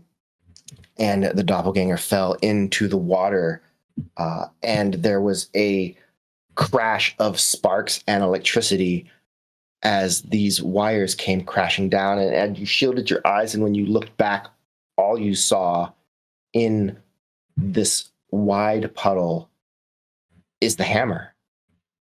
There is nobody there. But also you know that hammer is irretrievable the wires are still just sitting in the water. And after that initial crash, you know that there's just a current running through this water, and the water is still spreading, and you know you have to leave. I'm not wandering. There's one more truth. The truth is, And that truth is that we need a break. very good. Let us take that break. We are back.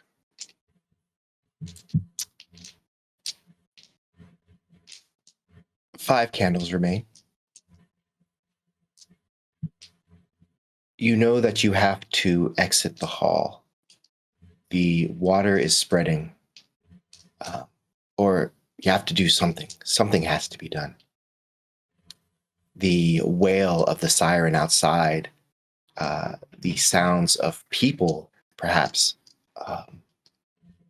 and Thurston, your head is just spinning and spinning and spinning. What are we doing? What is Whirly Joe doing? So I'm not wandering as I'm walking away. I want that to be very clear. It's not a fast walking because I am blind, so I'm likely to potentially nudge into something, but I'm not Daredevil, but I've been blind for a while, so this siren has unlocked like a deep core memory inside of me of my father, and even over the siren, you can hear me start to yell, "I'm here and I'm listening." Like I'm just yelling as if I'm trying to talk to a tornado in the distance. As you arrive back at the shelter, Kelly and Harry, Mr. Connolly, you hear Whirly Joe yelling out. Not immediately visible, but yelling out.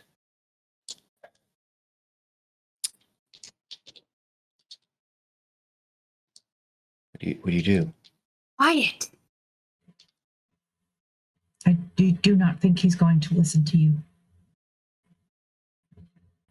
We need to get out of the vendor hall. We need to maybe find a conference room upstairs we can lock ourselves into, grab the food, and let's go. You hear this. You hear them whispering very harshly and loudly. Marigold outside. What?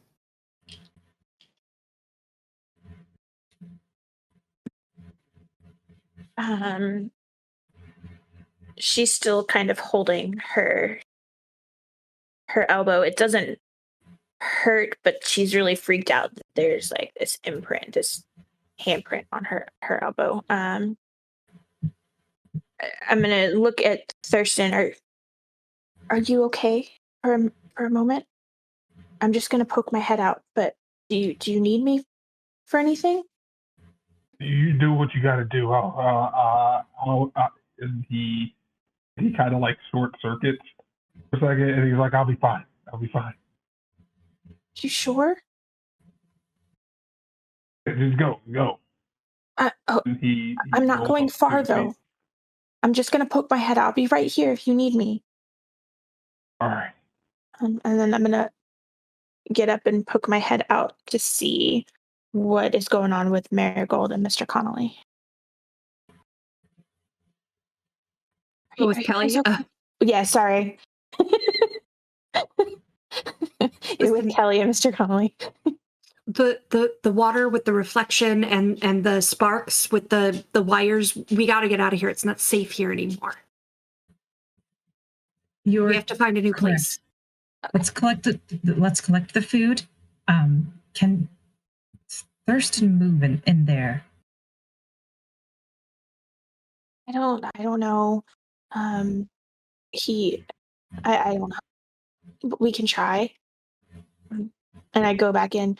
Thurston, we need to move. We need to go upstairs maybe. Can you walk? Are you okay? When you come in, you see Thurston looking at the reflections in the water, and then the sparks and whatnot, and he's like, we need power, and we need to feed power into the reflections. Then we can go through the portal. He says to you, Marigold, and he kind of walks over to you, and he starts grabs your shoulders. He's like, you get it, right? Kind of, yes. But we need to get somewhere safe first. And I'm gonna peek back out to Kelly and Mr. Connolly. Thurston had kind of an interesting idea. What if we feed more electricity into the water reflections? Maybe it will hurt the reflection, the things in the reflection. We need to stand in the reflection as we do it, he says emphatically.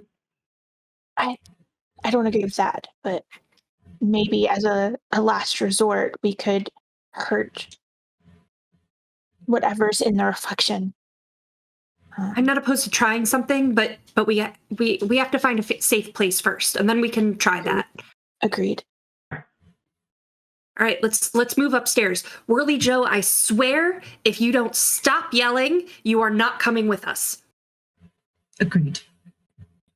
I don't know how far I've gotten, but upon hearing that, I whip my head around and I go, I'm not going with you. And then I turn back around and I start shouting at the darkness again. Basically, not goading it, but something about this tornado siren has flipped the switch in me. And I'm in my head, it's like a showdown thing that's happening with all the, I lost my Twinkie stash. Everyone's complaining about the darkness. I can't go home. I can't do my podcast. No, I'm just shouting at the darkness essentially. You are shouting as you move towards the edge of the vendor hall.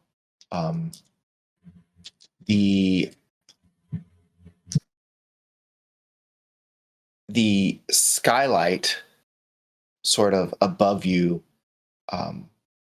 the darkness that is ever present outside, and you see lights flicker and flash across, and you are shouting,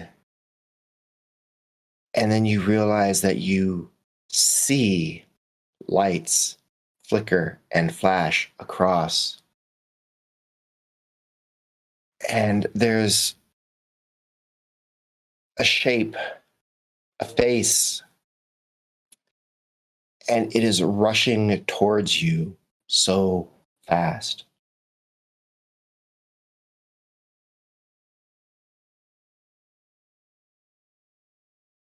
I'm afraid of you. You're a light bulb. That's all you are. And then all of you see the skylight just shatter as it rains glass down upon Whirly Joe. Give me a dice check, 5 dice.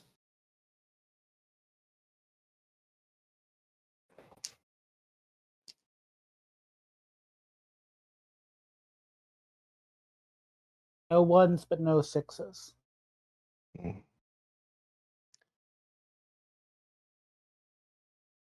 Something falls through the skylight. It didn't just shatter on its own. Something crashes through it.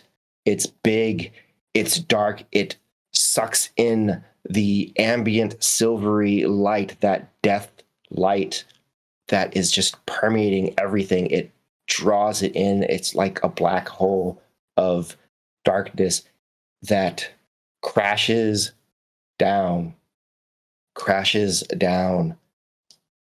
onto Whirly Joe. These things are true. The world is dark. Whirly Joe, give me a truth. The truth is, I'm giving them enough time to get away.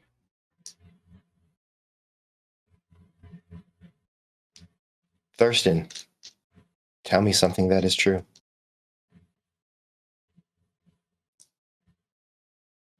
It's true that it is impossible for you to overcome your own doppelganger. And from Elizabeth, let us get a truth. It is true that the rest of us, all make it upstairs safely.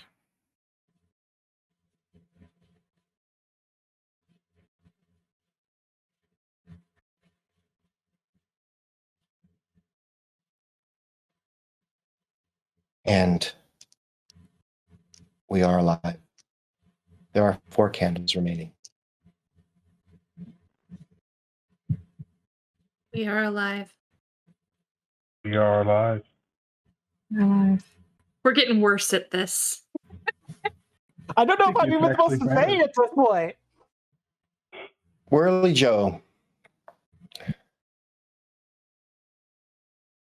what are your last moments as the darkness descends upon you? I think about What are they like?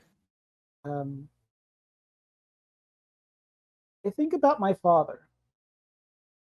And I think about him lying in a hospital bed, wasting away. And I think about that I was not there as he was wasting away and that I should have been. Think about how much of a coward I was, how much I hid. But I think about the one good thing I can do, one bit of hope I can bring to the world. I think about the best death scene in movie history. And as I am, I guess, devoured by these giant sharp teeth, I look it square in the eye with my eyes that don't see, and I yell out so everyone in the immediate vicinity can hear, "You shall not pass!" And that's my last moment. Thank you, John, for joining us tonight. Whirly Joe has passed on, and it's nothing more to worry about.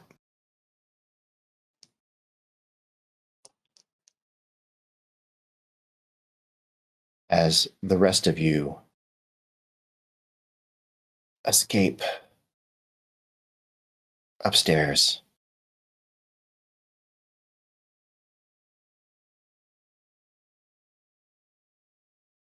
using the time that he bought for you.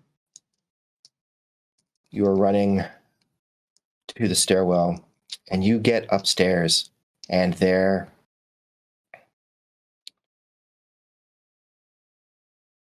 movement on either side as you realize that the railings of the stairs are inlaid with glass panels running up the stairs, trying to outrun your reflections in the glass. You find a door.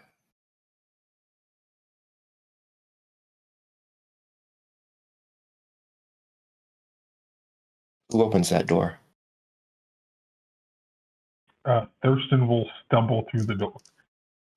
Thurston, I need you to roll for me 4 dice.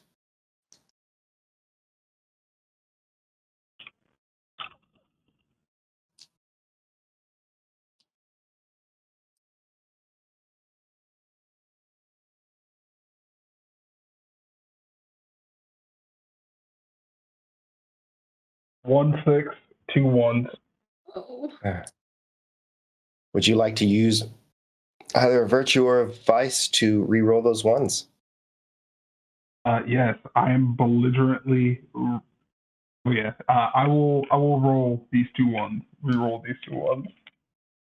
Okay. A belligerent is my vice, and it's the first one on my list. Got rid of the 1s. I have a 5 and a 4 now. Very good. You still have 4 dice in your pool. What do you find on the other side of this door? This is all you. Thurston begins going through the door, and Marigold, who's been taking care of him for the last bit, is trying to tell him to slow down and to let someone who is more health or healthy open the door. And he goes, "I got this," belligerently, and just bursts through the door. And he stumbles upon the old storage closet, and inside the closet there is a rather large mirror in the back corner. But the light hasn't quite reached it yet. You can just kind of barely make it out. But then as he comes in the door, he kind of falls to the floor.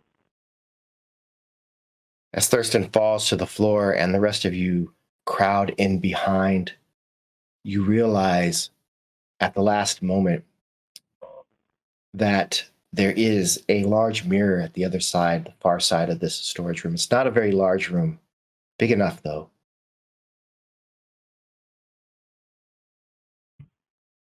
Who's bringing up the rear? I I can will. bring up the rear. Oh, okay. You go right ahead. Harry, as you're bringing up the rear, you move to close the door. And something grabs it. You're inside pulling the door closed, and something has grabbed the doorknob on the other side. You cannot see who or what it is, but it does not want you to close that door. You are pulling that door. Roll 4 dice. No 6s and no 1s. No 6s, no 1s.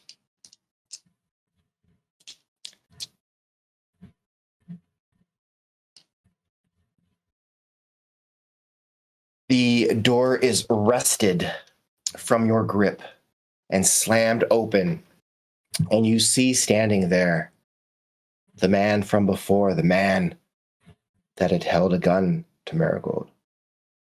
And he is looking at you all.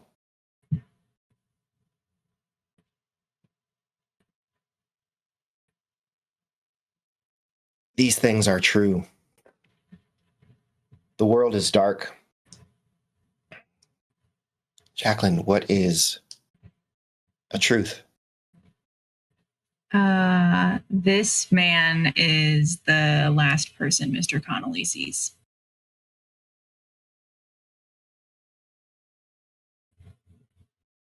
Thurston, give me a truth. Thurston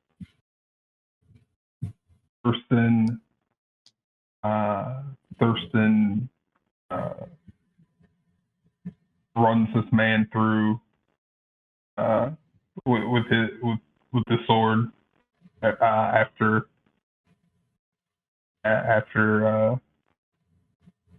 Mr. Conley.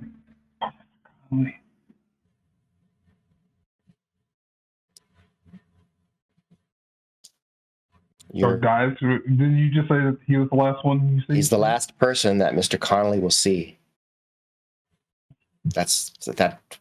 Who knows what that means? It's up for interpretation. So you run the man through.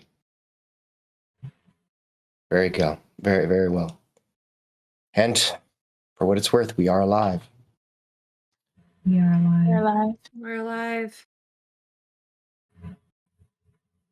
The alive. man shoves Mr. Connolly aside, bolting into the room and pulling the door shut behind him, separating Mr. Connolly from the group. And Thurston stands up with his blade and runs the man through, not on purpose. It is dark. There is no light. And Mr. Connolly, you saw in the back of that room, you saw that mirror. You saw it. And you know that if you open that door, if that light hits that mirror again, hell is going to burst out of it. You know that.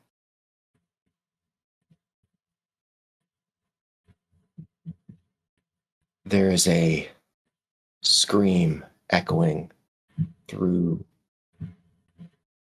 and as you turn, you see emerging from the glass panels of the balcony where the staircase ends and the mezzanine traverses across. There's that glass plating there. Why did it have to always be glass? As you see your doppelganger step forth,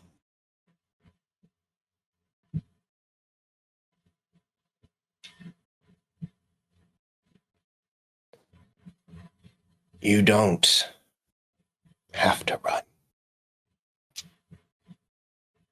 You are me, and I am you.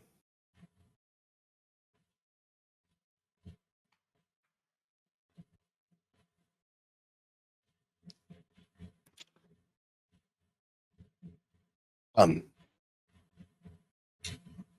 and let us speak of tomorrow. What do you do?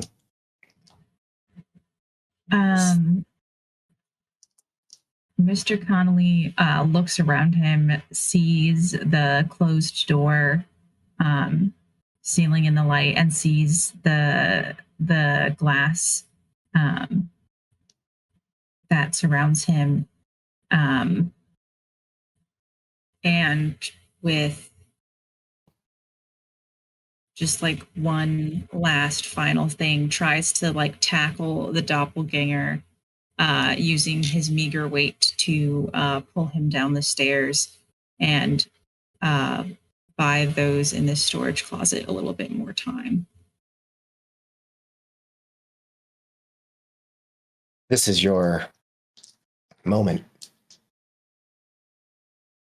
Go ahead and roll 4 dice.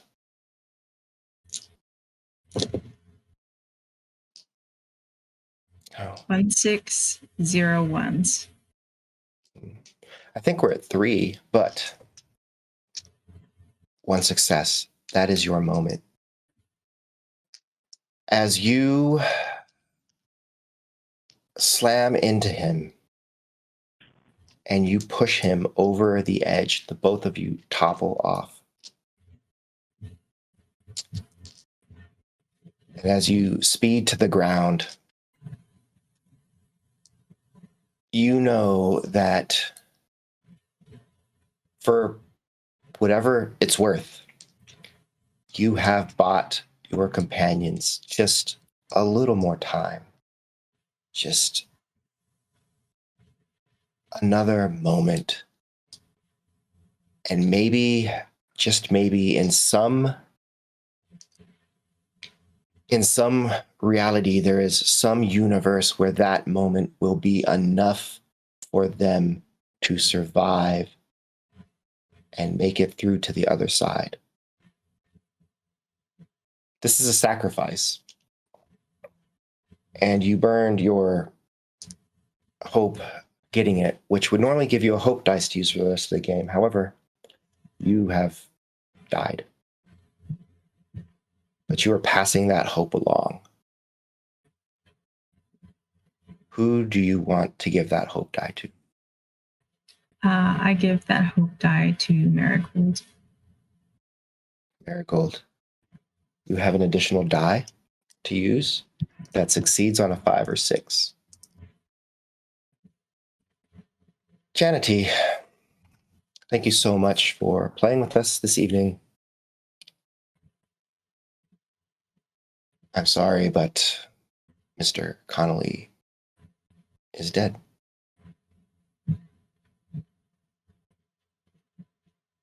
We're at 3 candles. And we are at 3 candles.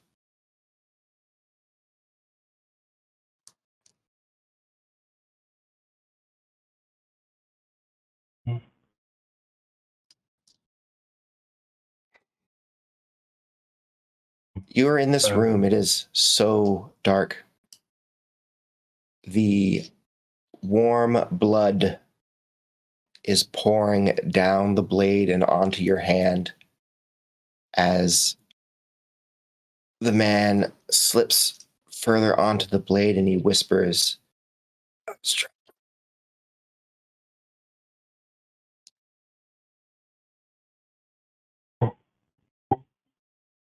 You Have I cut done? out.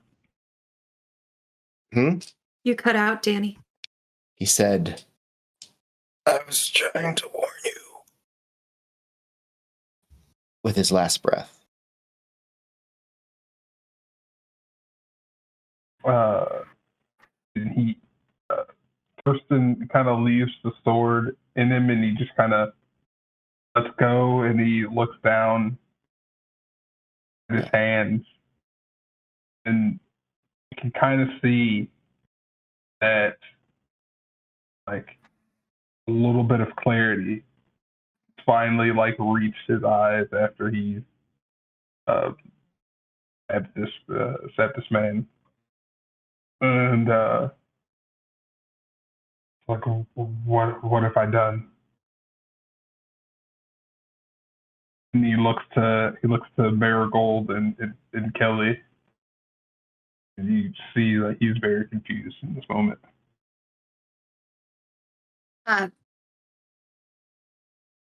Kelly puts kind of a comforting hand on him as she also kind of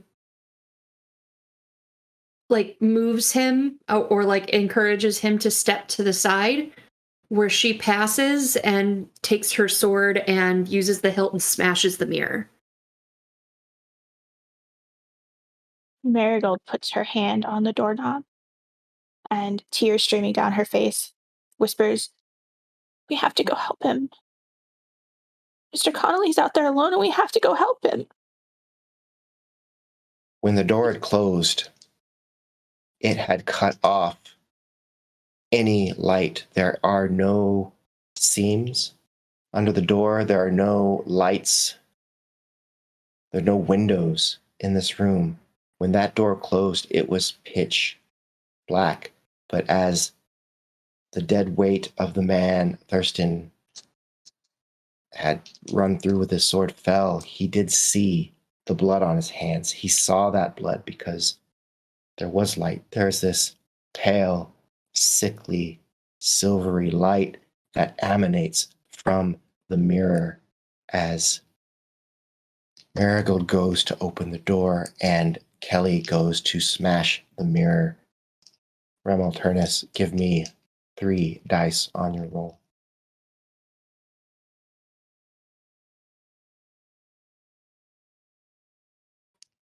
My first roll was 10 dice.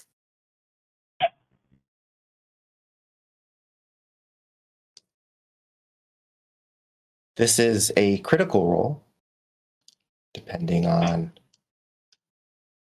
the results. No What sixes. did you get? No ones. How many 6s? None. None. dear.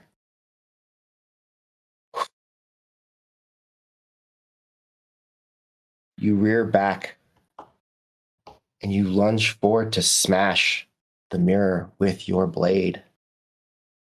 And as the pommel of that sword contacts the glass of the mirror, it does not stop. It continues through. And you, expecting that resistance, are thrown off balance and follow the blade as you sail fully and completely through the mirror. And as you do so, the blade trailing behind you, you have fallen completely through. Whatever power, whatever magic or darkness or physics has caused this to happen stops, and the edge of the blade catches the glass and pulls it in, and the whole thing shatters with you on the other side.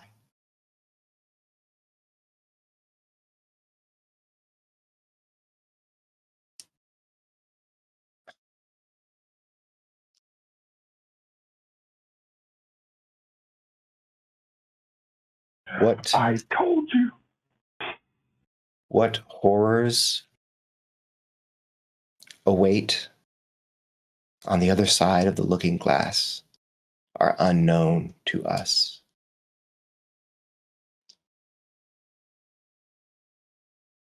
Kelly will have to face them alone. Thank you for playing with us, Rem Alternis. Uh-huh. But for us, in this world, Kelly's story has ended.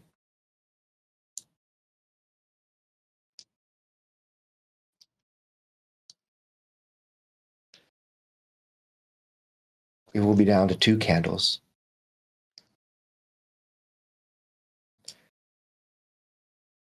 These things we know are true.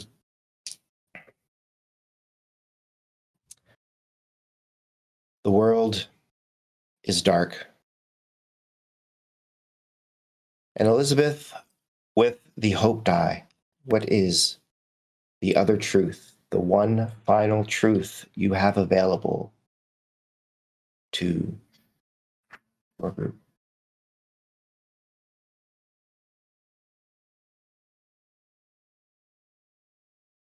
It is true that I will I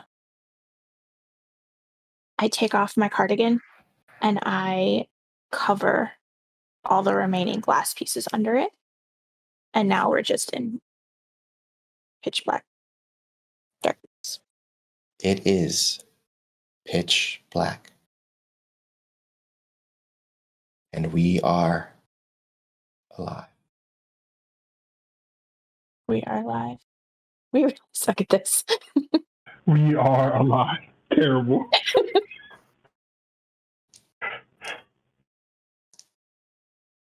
That's appropriate. It is so hard to measure the passage of time in the dark. With no light cycle, with no coming dawn, with no sounds to indicate what part of the day it is.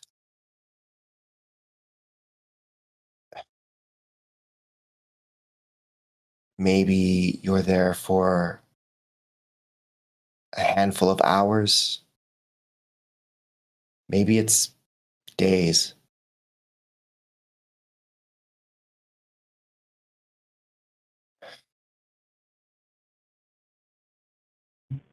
Your headaches are getting progressively worse, Thurston. You have burned through the last of the ibuprofen that Marigold had brought. There is nothing left to eat. There is nothing left to drink.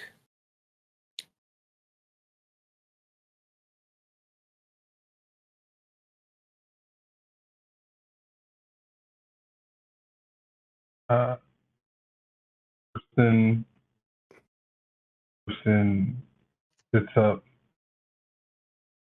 then he just kind of pats Marigold on the head. And he just starts walking towards the door, or stumbling, feeling his way towards the door as he's, taking over chairs and pulling up like random knickknacks as he's trying to make his way to where he thinks the door is. What are you doing? You can Sure. hear her calling. Daddy? Dad. Are you there? I'm right here. Daddy, I'm coming. it's dark. I can't see. Can't see, Daddy. Just call out to me and I'll come get you. Just I'm Who are here. you talking to? I'm here. I don't know where Mommy is. he's just right on the other side. Maybe we'll see you soon. Thurston, please don't leave me. Please don't leave me alone. Where are you going? Daddy. I'm not going to leave you, sweetheart. It's dark. He hears what she's saying. It's dark. And Marigold, as you turn your head, you realize you hear the voice as well from the other side of the door. Daddy. Thurston, it's not real. Don't go. Don't leave me. You hear this, right? I do. I do, but it's a trick. You can't go out there. I can't take the chance. And he resolves himself and goes right through the door. Please don't go. Please don't leave me. Please. Thurston, as you open that door, I would like you to roll 2 dice.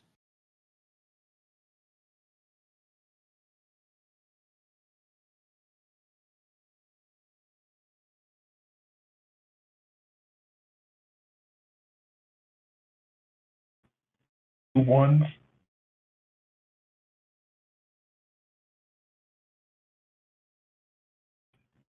I'd like to re-roll that, and it's my love for my child that is driving me to go through this door. Absolutely.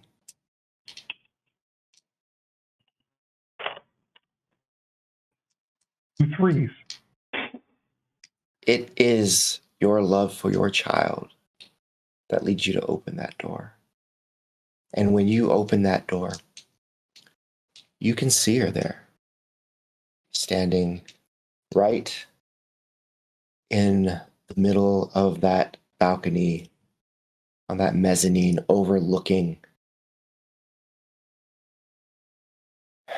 And Marigold, you see Thurston outlined in that pale light, and you see on the other side a small figure. And that small figure reaches out to Thurston. Thurston turns and looks at you with a smile and closes the door. No. At least you'll be safe inside. Thurston, you turn back, and there she is, reaching out to you. And you see her there, your perfect child. She is smiling at you. And you smile as you reach out.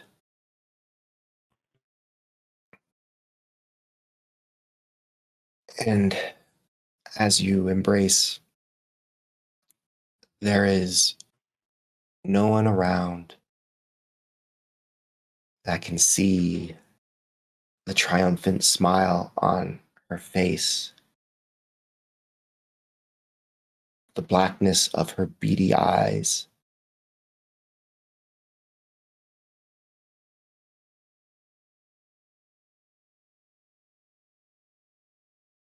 as she drags you down, down,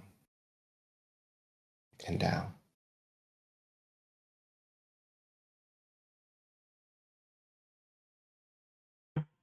Chris,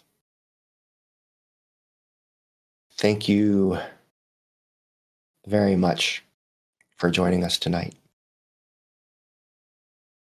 This is the end of Thurston's story.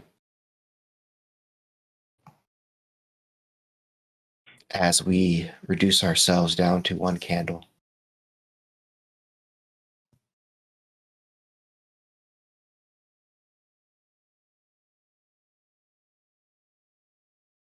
Marigold, you are alone.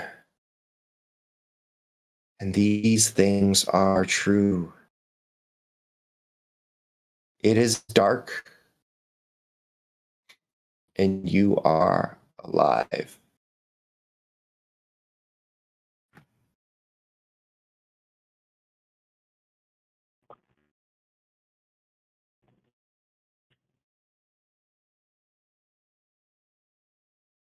This is my biggest fear.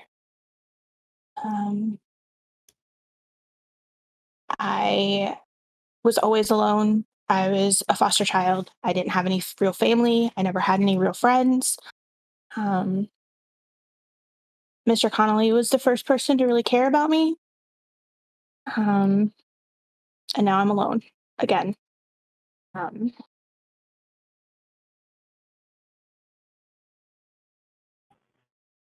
So I'm going to open the door. You open that door. And that death pallor light streams in to the room. It's bright. It's so bright. You've been in the darkness for so long that even this dark light is like the sun. You see there, maybe 5 feet from the door, Thurston's body. It's hard to look upon.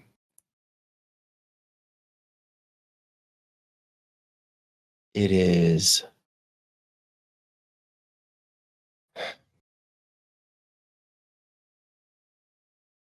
he's been shred apart. There's no sign of the other person, his little girl, if that's who that was. There's nobody else around. The siren has stopped wailing. It's just quiet.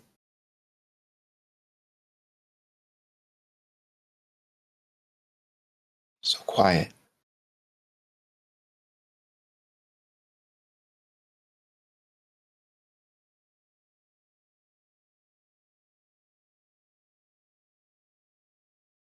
What do you do? I'm going to. I'm gonna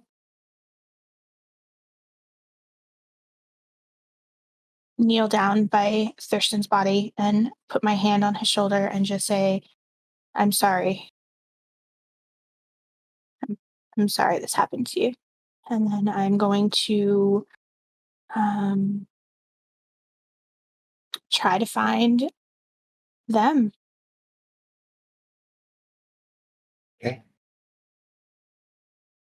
You stand up and look around.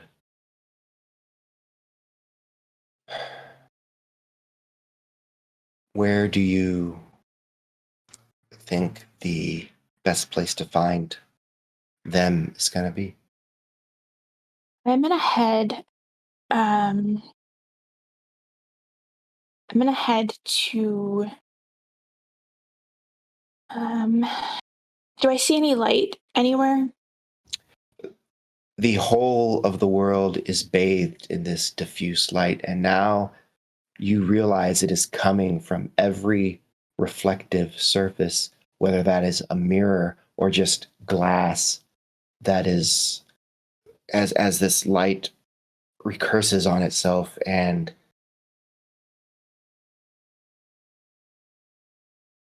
anything that might cast a reflection, this light is emanating from, just diffuse into the air. That is why it feels like there was never a source, because everything around you has been the source. It is the light from the other side of the mirror. I am gonna go to the closest reflective surface I can find. So probably one of the restrooms where the mirrors are. Yeah. And there are so many reflective surfaces, but one that is going to suit your purposes, and you head down the stairs. And what I would like you to do at this point is roll that single die, but you also have a hope die. So you get a second die that will succeed on a 5 or a 6. Okay.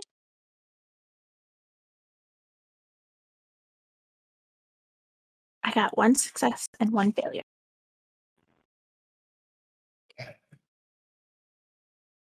Is that failure on your hope die or on the regular die?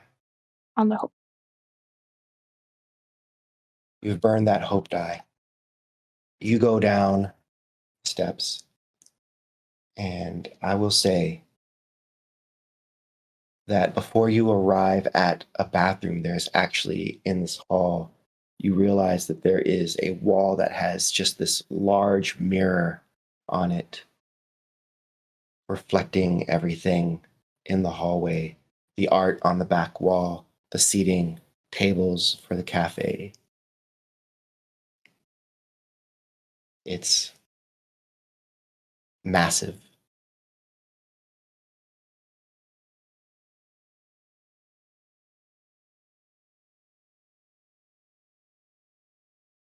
I'm going to walk up to it. And you do. You walk up to it, and your reflection in the mirror faces you. And it is, in this moment, simply your reflection.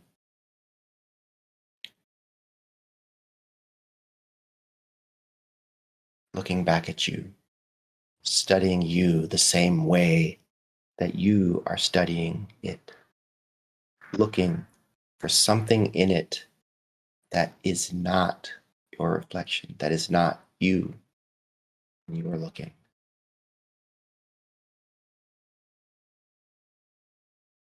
As I search the reflection for some evidence that they are there, I get more and more frustrated when I don't see them, and I scream at them at the mirror. Why now when I'm alone you won't show up? And I punch the glass.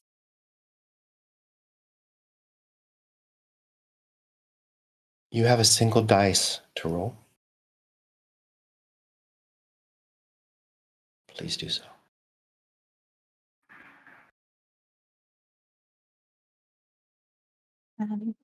Neither a success nor a failure.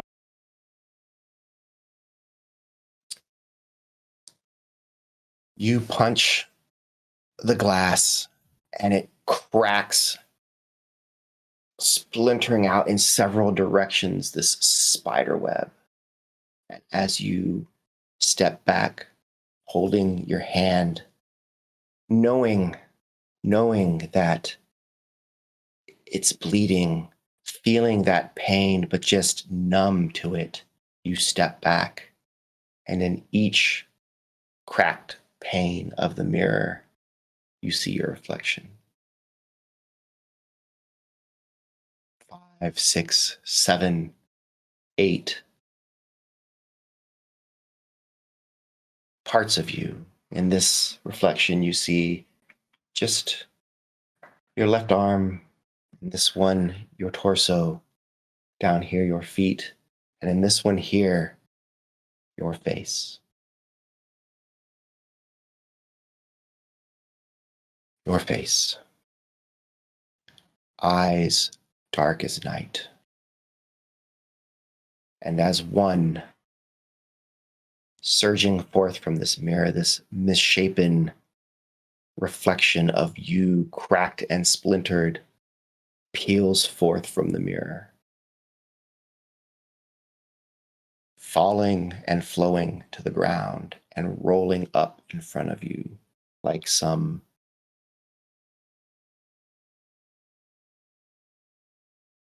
slithering snake made up of just parts of you, more than the parts of you that existed in the single reflection, but all of the parts of you from all of the reflections, but just your face looking back at you with a smile. Those dark eyes glaring down.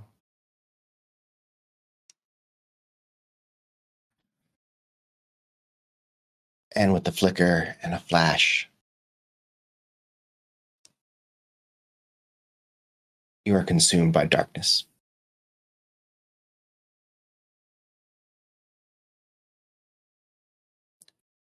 Isabits, thank you very much for playing with us tonight.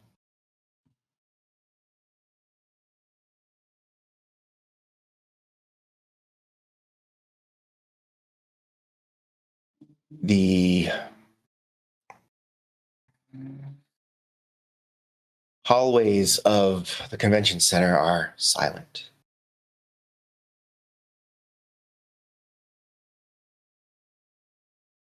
If something did come from the other side of the looking glass, there is no evidence of it. There's no evidence of anything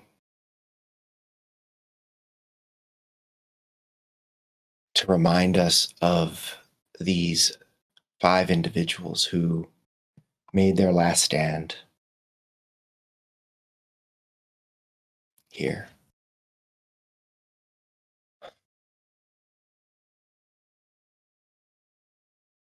Everything's quiet.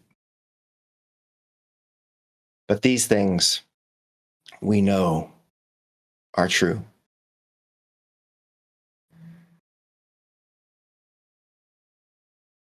It is dark. Thank you for joining us. Hello? Hello, hi. My name is Marigold James. I'm an artist. Well, a wannabe artist. I was working here at Gen Con when the world went dark. I know most people would record something like this for their loved ones, but I don't have any. I'm alone and unwanted. It's funny. All I ever wanted to do was leave my mark. Something that says I was here, that I mattered. And instead, I'll just fade away, alone and unwanted. If someone finds this, God, I hope there's somebody left to find this. I'm glad that you made it.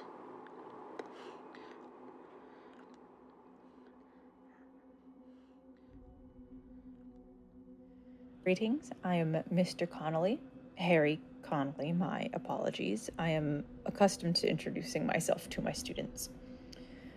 Last semester, I instructed my seniors in the law of conservation, which dictates that neither matter nor energy can be created or destroyed. They can only change. One of my kids, Jordan, found this comforting. They said that regardless of the passage of time, their every particle will have a home in the universe. Their every action will retain its ripple effects. I found this to be an instance of over-sentimentality, albeit one that enabled Jordan to score highly on their AP test. Now I am unsure. I find myself hopeful that in this mess, one of my students survives. Just one. If I can manage that, I will gladly let that be my ripple effect.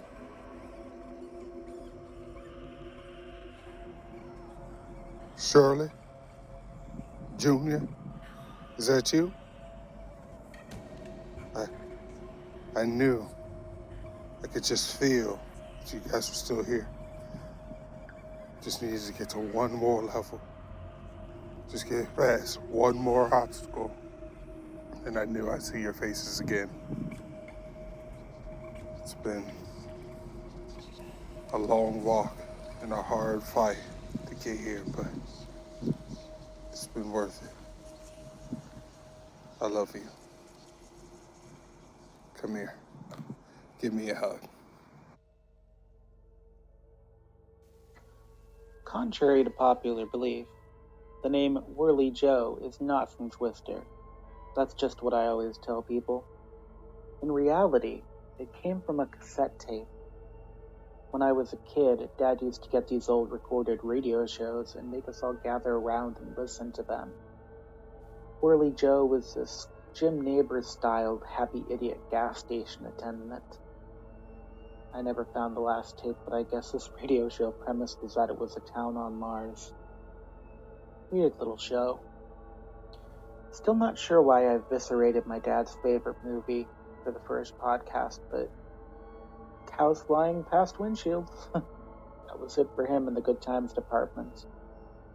It was even the last movie he saw before he died. God, I wish I missed him. God, I wish I was a happy idiot.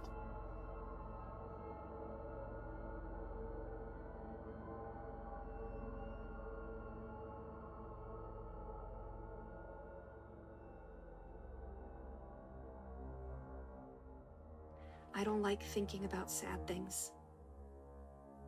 I've never been seriously sick or had surgery or broken a bone. I've never really thought about death. I hope my family makes it. I hope they found a way to hide. I spent too much time traveling to cons or in my studio sewing, rather than spending the little time I had left. I didn't know it would be so little. Hundreds of fans at every con. They didn't know me. I didn't know them. Shallow relationships, shallow friendships, shallow costumes, shallow life. Maybe someone will find me someday in the ruins. Anthropologists and archaeologists of the distant future, buried like Helen of Troy. I wonder what they'll make of my costume. I wonder if they'll put my remains in a museum. I lived to be dressed up and posed and viewed by strangers. I guess it's the destiny I deserve. I spent so much time pretending to be other people. I didn't even really get to figure out who I am. God, someone please remember me. Anyone? Please remember my name. My name is Kelly.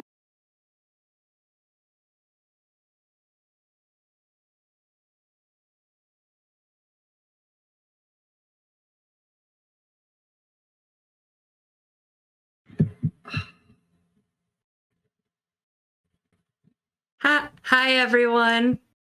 Thank you, everybody, for joining us for this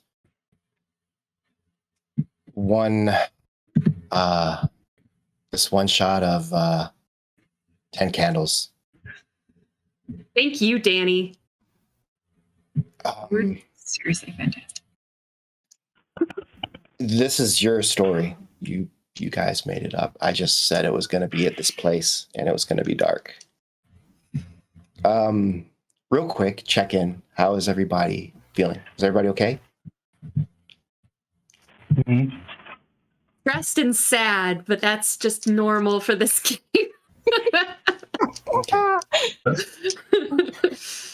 I really like the mirror thing because it has really great roots in horror sci-fi. You don't see it as much as I'd like, and it reminds me of one of my favorite Goosebumps books where you have an evil twin behind the mirror.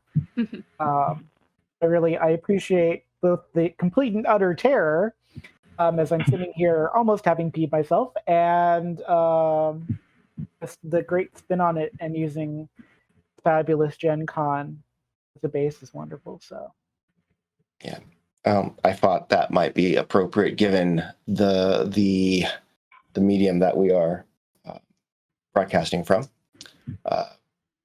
Really appreciate Gen Con giving us this opportunity to play games here and do this. So, yeah. Well, if y'all haven't played 10 Candles, watching it is one thing. Playing it is definitely an experience that I 100% recommend getting yourself a copy of this. The rules are so simple. It's really easy to play. I think it's one of those as well. Like you can play a one-shot of D&D or anything else and walk away and be like, that was fun. And, it gets lost in the sea of one-shots that you might play. But if you play 10 Candles, like you have a bond with these people because it's an experience. And like, I don't know, you just walk away like on a different level with everyone. I mean, you just went through the end of the world with them and died together. So yeah, you have a bond. Kender Mage, who is our wonderful mod, just told me a great idea or a great suggestion. And for those that don't know, we have a Patreon tier that is a twice a month game, I think. Is that how we do it? With twice a month game that someone from Rem Alternis will GM, and Danny is one of those GMs. So if you'd like him to GM a game for you, you can check out our Patreon at patreon.com/Rem Alternis. And I don't even have to sell it. Just go watch the past 4 hours and sold. Indeed. Should we get to business? Yeah, I think there's like a drawing, right? Like all these folks want to know who gets the Norse Foundry dice. Yeah. So we have a winner, and that winner, drum roll, getting the chicken dinner. Who is that? Mama Bird 15 is the winner of our Gnomish Copper dice from Norse Foundry. Mama Bird 15. Mama Bird 15. So we'll send you a whisper here in Twitch. So please watch your messages for that, and we'll get your address to get those sent to you. Thank you so much for your support. Also, we have a top donor for the night, and of course, Eason gave me a pun to read. So after all of that fear and sadness, now we get into the rage portion of the evening. I started playing 10 Candles and put out a candle too early. It was a waxident. Oh, I'm gonna have to use that on Sunday. Oh, that'll be so good. Nice. I have to use that like clockwork.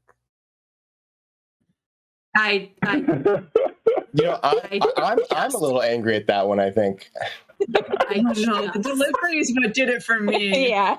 It was stunning. I think Eason even goes to bed before we finish streaming. So like he just goes to bed happy knowing that I'm still awake and going to feel the effect of his actions. Indeed. Speaking of going to bed happy and yet others feeling awake, we have like a Streamathon or something coming up in August, don't we? We do. Gosh, why don't we do our round of introductions, because not all of you have been on Gen Con TV for our Thursday nights. So I'd like everyone to meet you, and everyone can promote things that they're doing and make any announcements they like, and we'll do that. So Danny, let's start with you, Mr. GM. Oh, wow. Who am I? That's really the question, isn't it? I mean, can we really ever truly know ourselves? I'm Danny Cottleworth. I just love to make stuff and tell stories, and so that's what I do. I do it through this medium here. I do it by writing. I have a graphic series that I'm writing, and we're going to be kickstarting issue 2 with Rem Alternis here next month. I tell stories through music, and that's me. That's what I like to do. So you can find me at Cottleworth on all the social medias. Yeah, and it is actually at remalternis.com/kick is the pre-launch page. So if you're interested, this is for issue 2, but there are rewards with issue 1. Issue 1 is also available through our Etsy store. But remalternis.com/kick to follow the project and get notified on launch, which is August 16th. Yes. 1 month and 2 days. Ooh. All right, Elizabeth, let's go to you. I am Elizabeth. I think we have like half of the like Clockwork cast here tonight. I am part of the like Clockwork cast. I play Drusilla the Bard. I am also part of Panabon's, and I'm going to get it right this time, Becoming Mighty and Morphin, correct? Yes. Podcast that is going to be released, I think the beginning of the year is when, right, it's set to release right now. That is the hope. Yes, I think so, because we have a lot of fabulous stuff. I'll talk about Alternia Archives, but that'll be through the Alternia Archives, which is the podcasting arm of the fair Rem Alternis family universe of gaming. But yeah, that's me. For those who don't know, like Clockwork, we stream on twitch.tv/Master of Rem 5 to 6 days a week. And on Sunday nights is Like Clockwork, which is the D&D actual play of the world of the comic book that Danny produces. So the 2 stories, the comic book and Like Clockwork, happen at the same time. So there's little like clues and Easter eggs in each that you'll see in the other, which is really nice. So really cool, tons of room to play in that world. So come play with us on Sunday nights. How about Jackie? Hi, I'm Jackie, or Jana T. I am the fulfillment director and resident crafter here at Rem. So if you would like to get yourself a copy of this excellent comic book, or maybe even some fun merch related to it, Elizabeth was so nice that she got it twice. So if you go to remalternis.etsy.com, they will be shipped to you by me, and you can read a delightful comic book. I am also at Wrangler of Chaos on Twitter for GM and tabletop RPG stuff, or at Janity Craftily everywhere for art and craft things. Jackie does amazing work and has crocheted a Rem dragon and a Fraggy the unicorn, which are of course my favorites. Except Minya. Minya is always going to be my favorite. Thank you. Hey, John. Hi. So I have a ton of stuff going on. I'm going to try to keep this as brief as possible. On Sunday nights, I play Panabon, a genderqueer, jewel-eyebrowed gnome relocation specialist with fathered a child, which nobody saw coming and is probably for the better tear of the universe. So please watch on Sunday nights to see how Panabon, the genderqueer, jewel-eyebrowed gnome thief, teaches their son values and morality. It'll be fabulous. I am also a part of the Alternia Archives, which are the podcasting network here. I've done several games, including one where I met Chris, who I absolutely adore, doing Brutal Crit Wrestling, which is way back in the archives of the archives. I am currently on the archives right now as Flint Marine, an Arusan water sniper character. And we have a really intense episode coming up. It drops every Friday at 8 a.m. And so I would recommend starting the adventure from the beginning if you haven't listened in. And if you have listened in and you're coming for the end of the series, the last couple episodes, just be aware, listener discretion is advised. And take care of yourself because I believe in self-care when needed. Outside of the Rem Alternis universe, if there is an outside, I am a playwright, and so I have 2 podcasts that I do among my other projects. One is Surf City Donuts, where it's a sci-fi horror audio drama in the vein of Welcome to Night Vale that you can find on YouTube. That's Surf City Donuts. And I also have a podcast called Everything is Gay, Even the Straight Stuff, where I talk about movies and TV. We just finished up Once Upon a Time, and I'm releasing an episode on Beetlejuice from 1988 on Tuesday. Once again, that is Everything is Gay, Even the Straight Stuff, available wherever fine podcasts are sold. Thank you so much. I really enjoyed this. Is my first time playing 10 Candles, and I wanted to play gross man con characters, so I had a great time. So thank you so much for that. I didn't anticipate being blind, though. Someone made me blind, and so I had to change my character a bit because I was made blind. It worked out fine. I love you, Chris. Much love. To be honest, I thought you being blind would have helped you out. You wouldn't have seen anything. You got scared and screamed at anything. If I hadn't been playing a coward, that might have worked out really well. That's okay. I'll get you back in Goose Goose Duck, which we do on like Saturday nights here around. Sounds like a plan. And who are you, Chris? Hey, what's up, everybody? It's me, your boy, Chris. I stream pretty often or on Rem Alternis. Done stuff like Wizard of the Five Rings. I'm on Tuesday nights doing Shadowrun, and Saturday mornings doing D&D 5e Ascended to Avernus. I'm a writer and generally just love playing games and being a general goofball. Yeah.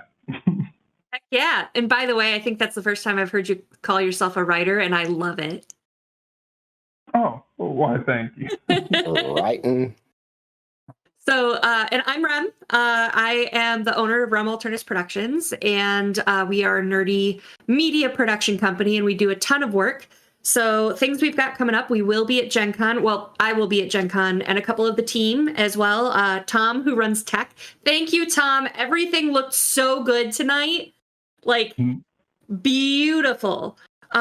So thank you for that. Tom and I will be at Gen Con. A couple of other Rem folks will be there. So I've got pink hair. If you see me, come say hi. We have the Streamathon, which is late August. Does anyone have the date offhand? August 27th or 28th or 28th to 29th. I think it's the 27th to 28th. It starts at Avernus and ends at like clockwork. So it starts Saturday morning at 10 a.m. Central. At 10 a.m. Central, and then ends Sunday evening with like clockwork at whatever time. 9 p.m. Central, I think. Yeah.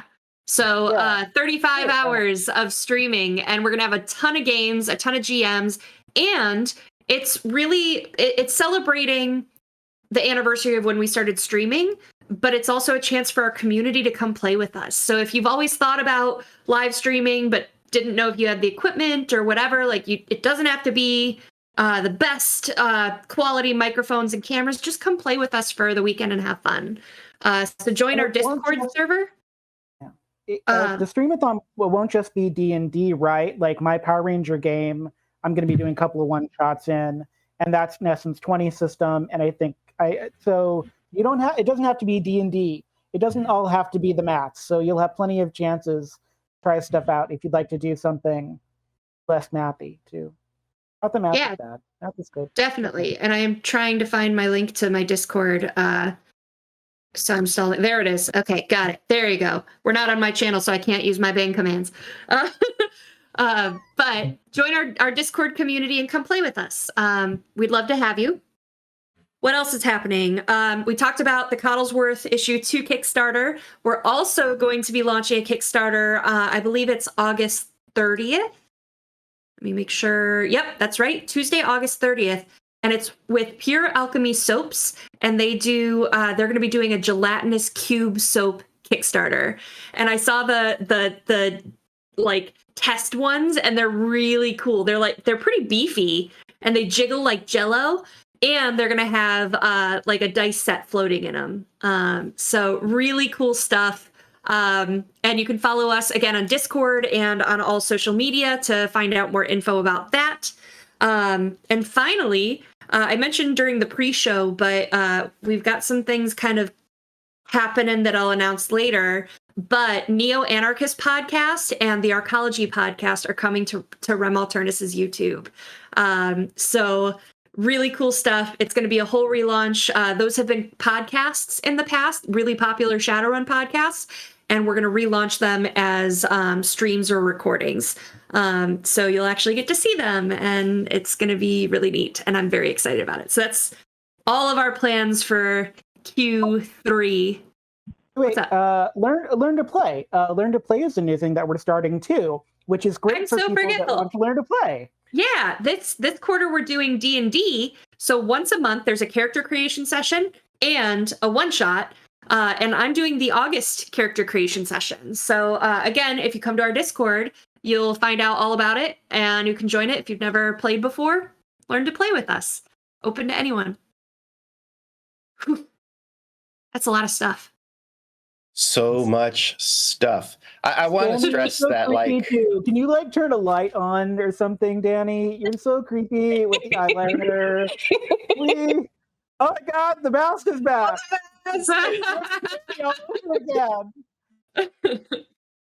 So, real quick, I just want to say that, like, the big thing about Rem is it's definitely a community, and it is definitely community centric. And so all of this works because people are joining us to do these things, to play with us and to hang out. And I find that at the end of the day, that's like where the strength is. Like, there's a lot of people that do stuff, and then there's people who are just trying to build an actual community. And that's what I feel here at Rem. So I just wanted to put that out there because it's a great feeling to know that you have these people that will help you out and take care of you. So. Oh. But I have a sleepy puppy behind me, and we're being notified that it is time to wrap it up. Oh, so now Tom's telling us we got to go. Boo, Tom. Boo, boo. No, yay, Tom.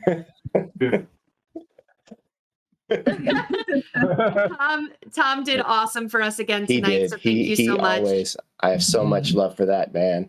Yeah. So thank you again, everyone, for joining us. Congratulations to Mama Bird 15 on the dice set, and we'll see you next week with Shadowrun Emerald Glitch. Bye, everyone. Good night, America.